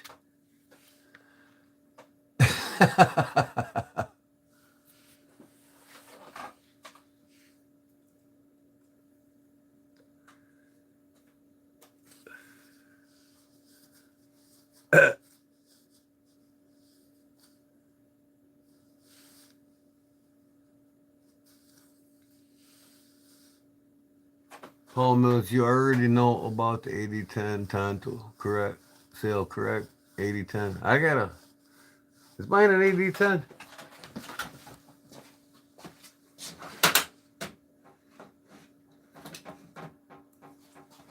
No, I got the SR1 Lite.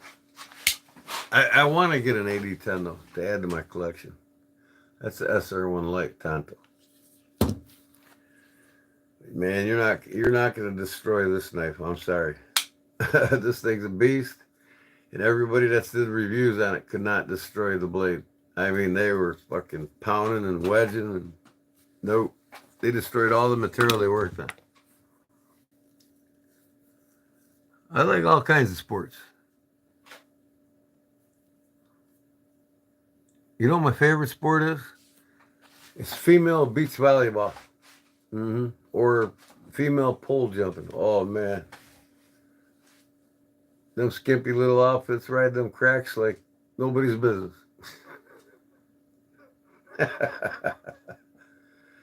I got plenty of firearms, but I can't show them to you. I'll get kicked off of here faster than shit. I got a whole gun cabinet full right next to me.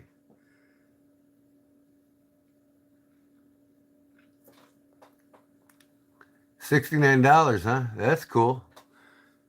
Yeah, Midway's always got great deals too, man. Ah, Bears. You can leave the Packers part out of it because Packers don't stand a chance against the Bears this year.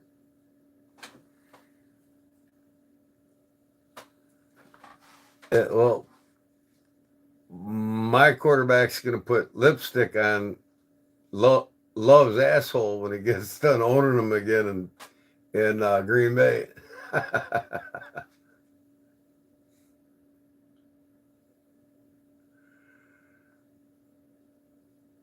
Oh, and Cheeseheads are all the same. They get to the playoffs and lose every year like they always do.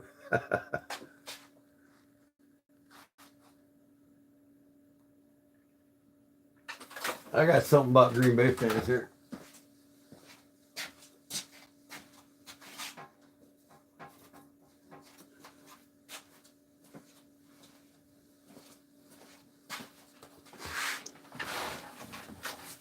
Bring it, bitches. We're gonna shred that cheese this. Mm-hmm.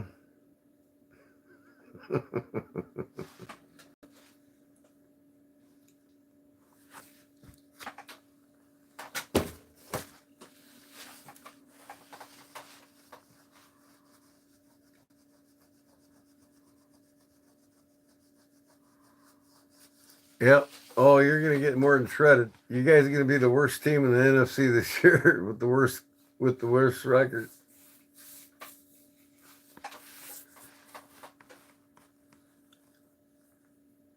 I'm gonna look into that knife though, Todd. Really. I'm gonna get one. In fact, I think I'm gonna go eBay right now and order one. My wife probably should have bricked, but been hearing what for 30 years? Green Bay losing in the playoffs?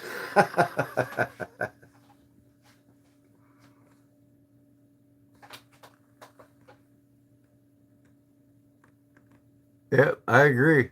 Green Bay is going to be a laughing stock of the NFL this year. Fondue?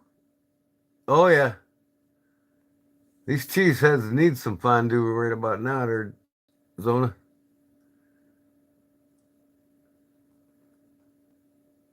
Well, you know what? It wasn't. I didn't really want Fields to go because he was coachable, and now I feel sorry for him because the teams he's going to, Tomlin, non-coachable coach, and now he's going to New York, non-coachable coach.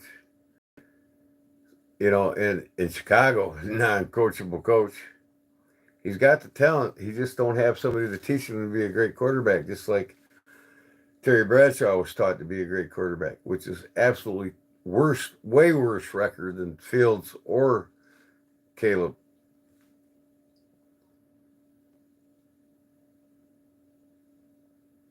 There you go, pick. The Bears, the Bulls.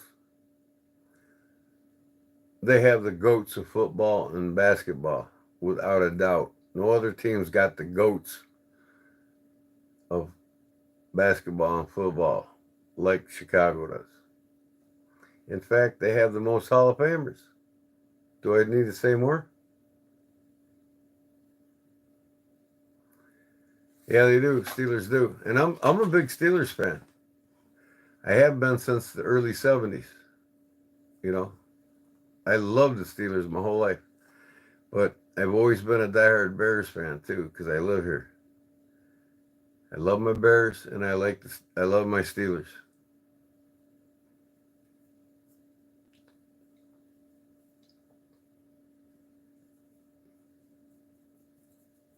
You can't name too many goats from Green Bay for the Packers unless they use it to make cheese. They got a lot of goats to make cheese there. I know that. Browns fan? Yeah. Okay. Steelers will somehow figure out how to make the playoffs with the worst lineup. Yeah, you know, Tomlin's just been lacking. They just need to fire his ass and get on. Build the team up again.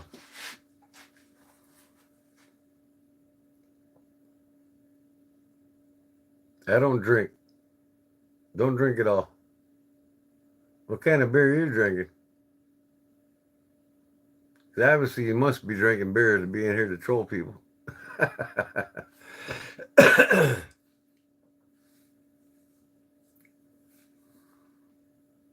Yep, it's time's up now. I mean, you know, once a great winning franchise, why do they hang on to the past? That's what I don't understand.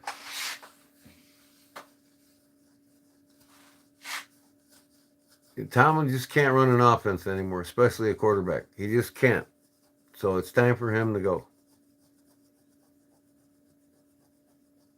Come on, man. Jordan. He's the highest paid loser in playoff history. 8 games and they pay him 230 million a year. Come on, he hasn't even proved himself. But they're wasting their money. Like I said, Pick, the Bears, the Bulls got the most goats. They got the goats, all-time goats. Tell me who was better than Jordan. Tell me who was better than Peyton or Buckus. You can't.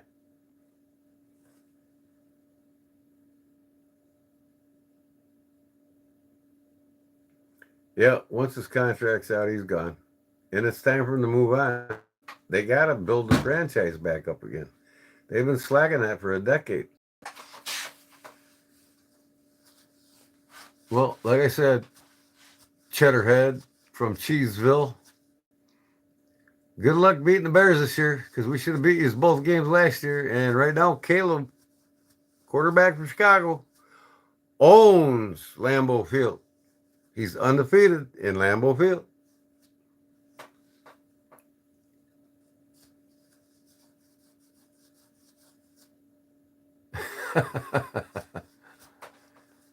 Cardinals fan?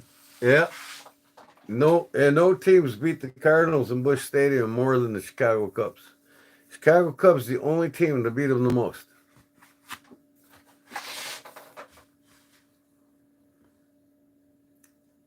The Cheese Bay Lackers, yep, they get to the playoffs and whack. Always a disappointment in Green Bay when it comes to the playoffs.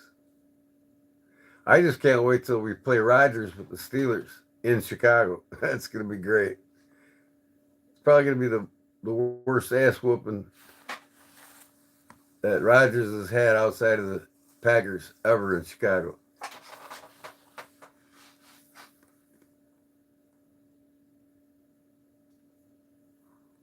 Three-way spot for the playoff. Oh, wait. Three-way fight for the playoff spot.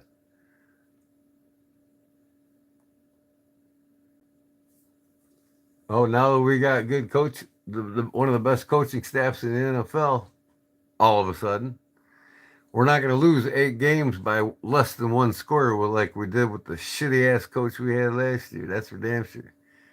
We would have won 3 of them games. We would have been in playoffs. And Flus blew them all. Yeah, the Steelers are looking promising this year, but Tomlin's going to fuck it up. He always does. And when they come to Chicago, you know, Rodgers knows the feeling. But I'm telling you, man, the Bears have built more this year than they have in the previous last 4 seasons. And they brought in the talent. They brought in the coaching staff. Ben Johnson's totally reconstructed his coaching staff. He got who he wants. And right now, Caleb Williams is blowing Ben Johnson's mind. And he's watched Caleb play against him when he coached for Detroit. He's like, this kid's just like, he memorized my playbook. He's throwing 50-yard bombs now on a dime. It's like he's got a cheat sheet, Ben Johnson said. He says he's incredible. And now that we've got the offensive line, we've picked up 2 Pro Bowlers. One's 5-year Pro Bowlers. One's a 4-year Super Bowl winner. And we picked up this another monster that's 6'7", 390 pounds on the tackle position. And the other side, what's his name? He's I forgot his name. He was a rookie last year, but he's gotten lean and mean. And Caleb's got an offensive line now that's not going to let these big teams through. You go to bed, Todd? All these trolls are scrolling so fast I can't even read this shit anymore. Fast enough. All right, Todd, man. Good night. Thanks for stopping in. I got to hit it too, man. I'll tell you what, I'm done at 3 o'clock. Completely done. I'll be right back. I got to make a cigarette.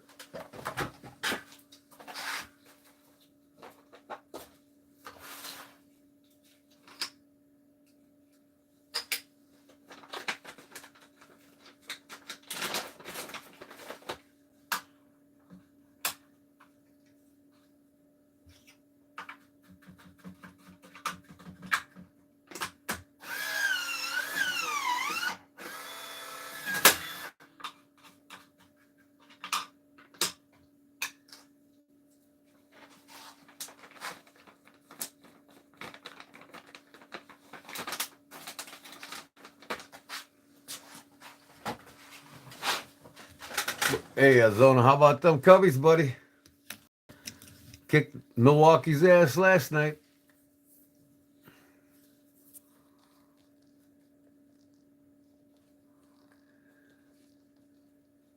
Caleb's still here somewhere, I'm sure. Yep. Joe Thuney, 4-time Super Bowl champ. And you put him next to that tackle we just picked up. This son of a bitch is a monster. He looks like a kid next to him. I mean, unreal. Lined up right next to him. 390 pounds, 6'7", all muscle. I mean, this guy is just a fucking monster. They ain't getting through our line. I'm telling you that right now. I'm not worried about either of them. If either Detroit or Minnesota beats us, it's going to be one game out of the two, and it's going to be by one score, like it was the year before. And the only reason why Detroit got as good as they did is because of Ben Johnson. He put that team together just like he's doing in Chicago right now. Yeah, but they're, you know what? They're not promising. Detroit's not promising in the run game. And the defensive, our defensive, oh man, our defense is going to put so much pressure on Detroit. Goff's going to choke. He is going to choke, and we're going to pick his ass like nobody's business. You know, we got one of the top 5 defenses in the NFL right now. You know, now that we got rid of the shitty ass coach and coaching staff we had, these talents are getting exposed now with Ben Johnson, and they, oh my God, I'll tell you what, there's going to be so much pressure on Goff, he's going to be choking. He's going to prematurely throw passes, and our secondaries and linebackers are going to pick them.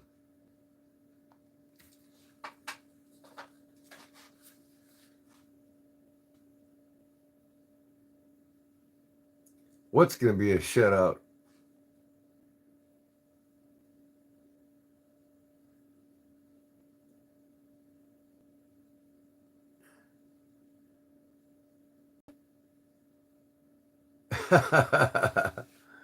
Oh, they're going to blitz Steelers prods. I'll tell you what, they'd be lucky to get through our offensive line half the game.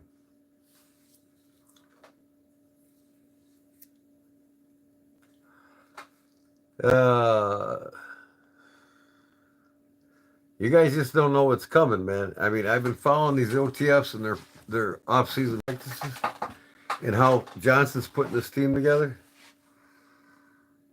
I've never seen anything like it in 30 years. It's going to be somewhat of a shock to the NFL when the Bears take the season, and they got a way tougher schedule than both Detroit and the Green Bay. They got easy schedules compared to us.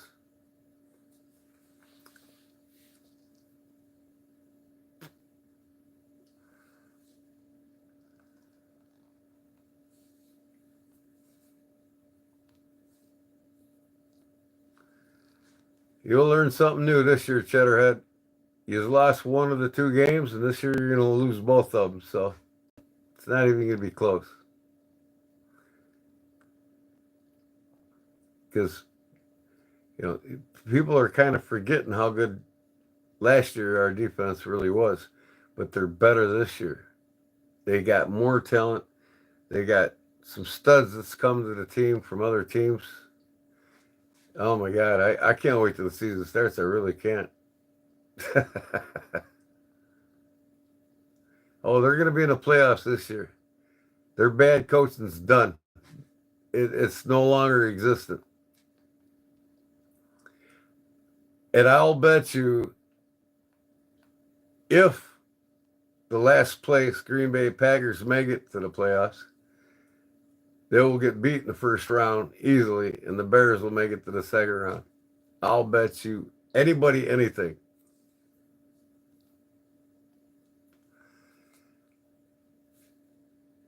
I think really good.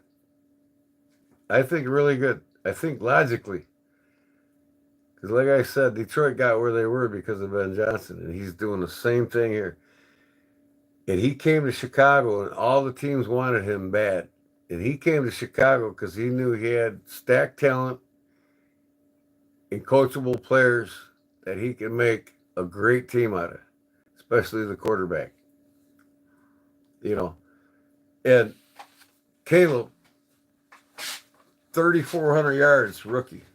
The most yards ever by a rookie quarterback in Chicago. Only, 7 interceptions the whole season? That's better than any quarterback in the NFL. And The only reason why he got sacked 67 times is because he had a shitty ass offensive line. Well, that's taken care of. That ain't gonna happen anymore. And now he don't have to worry about scrambling and making something out of nothing because he's got a line that'll protect him.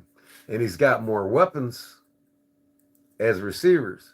He had 3 top 5 receivers. Now he's got 5 top 5 receivers. It's going to get good.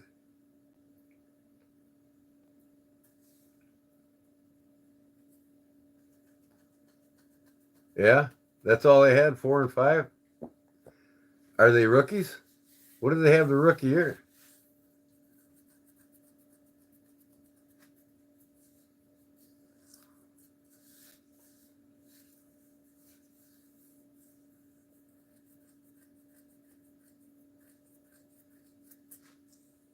Yep, we got 5. Wait, you're telling me Green Bay's got 5 top 5 receivers? No, they don't. You're full of shit. Green Bay's lucky to have 1 top 5 receiver.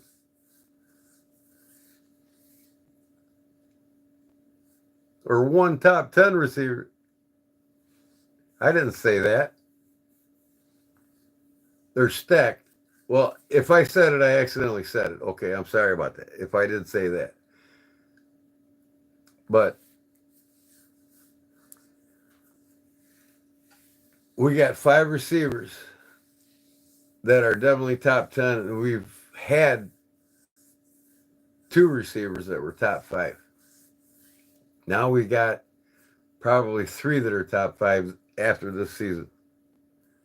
And I'm telling you, man, you haven't seen what this rookie can do that come from college, that tight end we got. He's as good, if not better, than Cole Kmet. And he's not even played a game yet. And he done way more than Cole Kmet did coming out of college. He's the best tight end in all of football and college football last year. We could have had Mahomes. We could have had their coach. But our franchise blew it. Well, that's all changing. The franchise blew it with the coaching staffs. I agree. But that's no longer existent. Our coaching staff's a total different ballgame now. And now Chicago's spending the money. Poles has basically set this team up for success for years to come.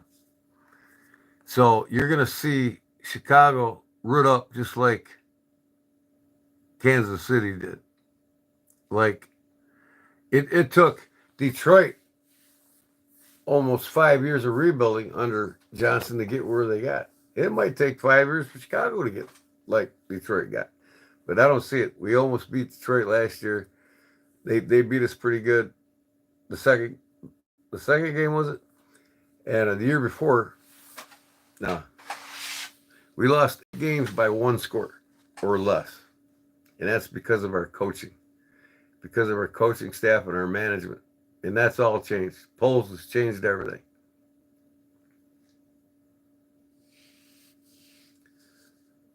Man, you're smoking shit, Cheddarhead.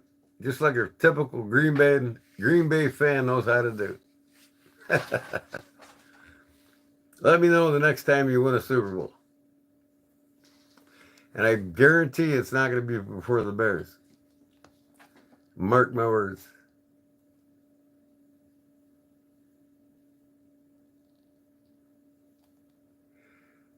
Though Caleb didn't hate the Bears. His dad didn't want him to go to the Bears because his dad even said it's where quarterbacks go to die. That was old. That's under old management. And Caleb wanted to be the first ones to turn the franchise around, and he's doing it. His freshman year was better than any freshman year. His rookie year was better than any rookie quarterback in the history of the Chicago franchise. First rookie to throw for over 3,400 yards. I mean, over 3,000 yards. First one to allow the least amount of interceptions. He tripled what Terry Bradshaw did his rookie year.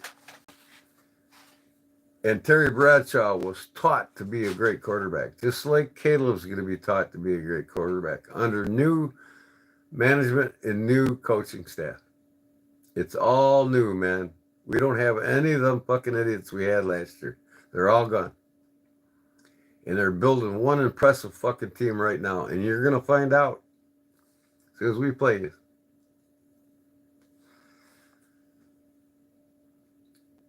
See, Trubisky was another one that could have been a lot greater than he was. Came under shitty management.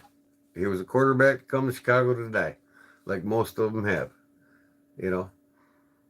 And it's like the Bears, the 85 Bears, they won the Super Bowl. Michael was a terrible coach. I mean, come on, he didn't even put Peyton in scored that touchdown, and he regrets it now. Walter Payton, the GOAT of running backs in football history, didn't even score one touchdown in the Super Bowl his whole career because of Ditka. Ditka's strategic play calling was terrible, and a lot of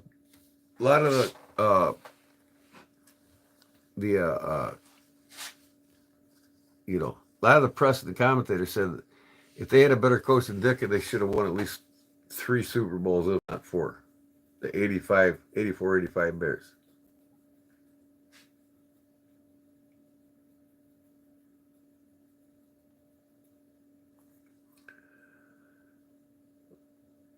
Pretty much, Fat. What are we talking about here, Fat? I need to ask you a question. What makes cold steel knives popular? Well, what made cold steel knives popular was the triad lock. This is what put them on the map. Okay? You can't break this unless you have over 800 pounds of pressure on it. And no other knife can do that. No other system of locking mechanisms on a knife can do that. And that's what put cold steel on the map, is the triad lock. That's what made it so popular. Now, this knife here, like I said in field tries, for a lot of people showing it on YouTube, they can't destroy it. I mean, they couldn't even break the metal on it. Even the ones that are made in Taiwan, they couldn't break them.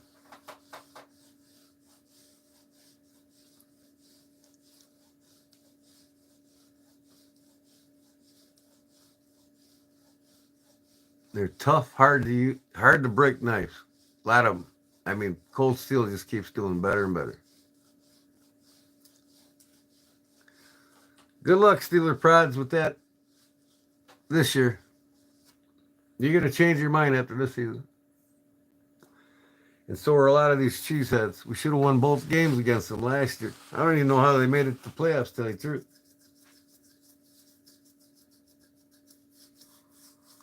I don't know. Is it alive? Or is it a Xerox?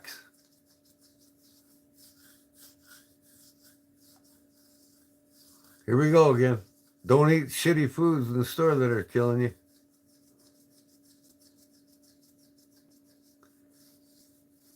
You think so?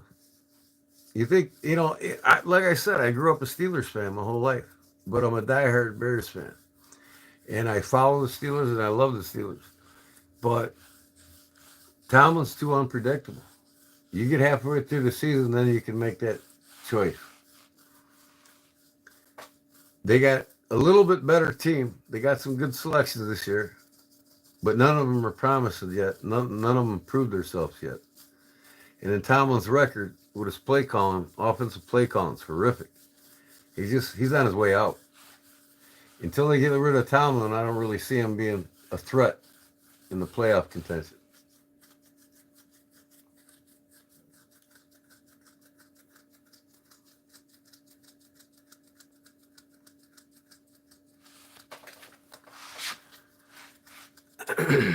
Man, I'm buying too much time here, guys. I gotta go. All right. All I can say is the Bears are gonna whoop some ass this year, and you all watch it unfold, and I'm gonna love every minute of it. I'm gonna tell you, told you so.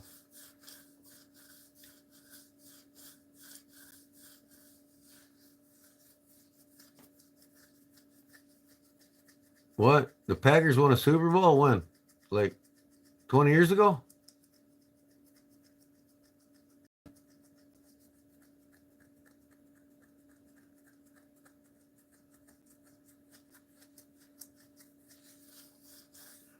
Yep. Good night, Paul. I'm hitting her, man.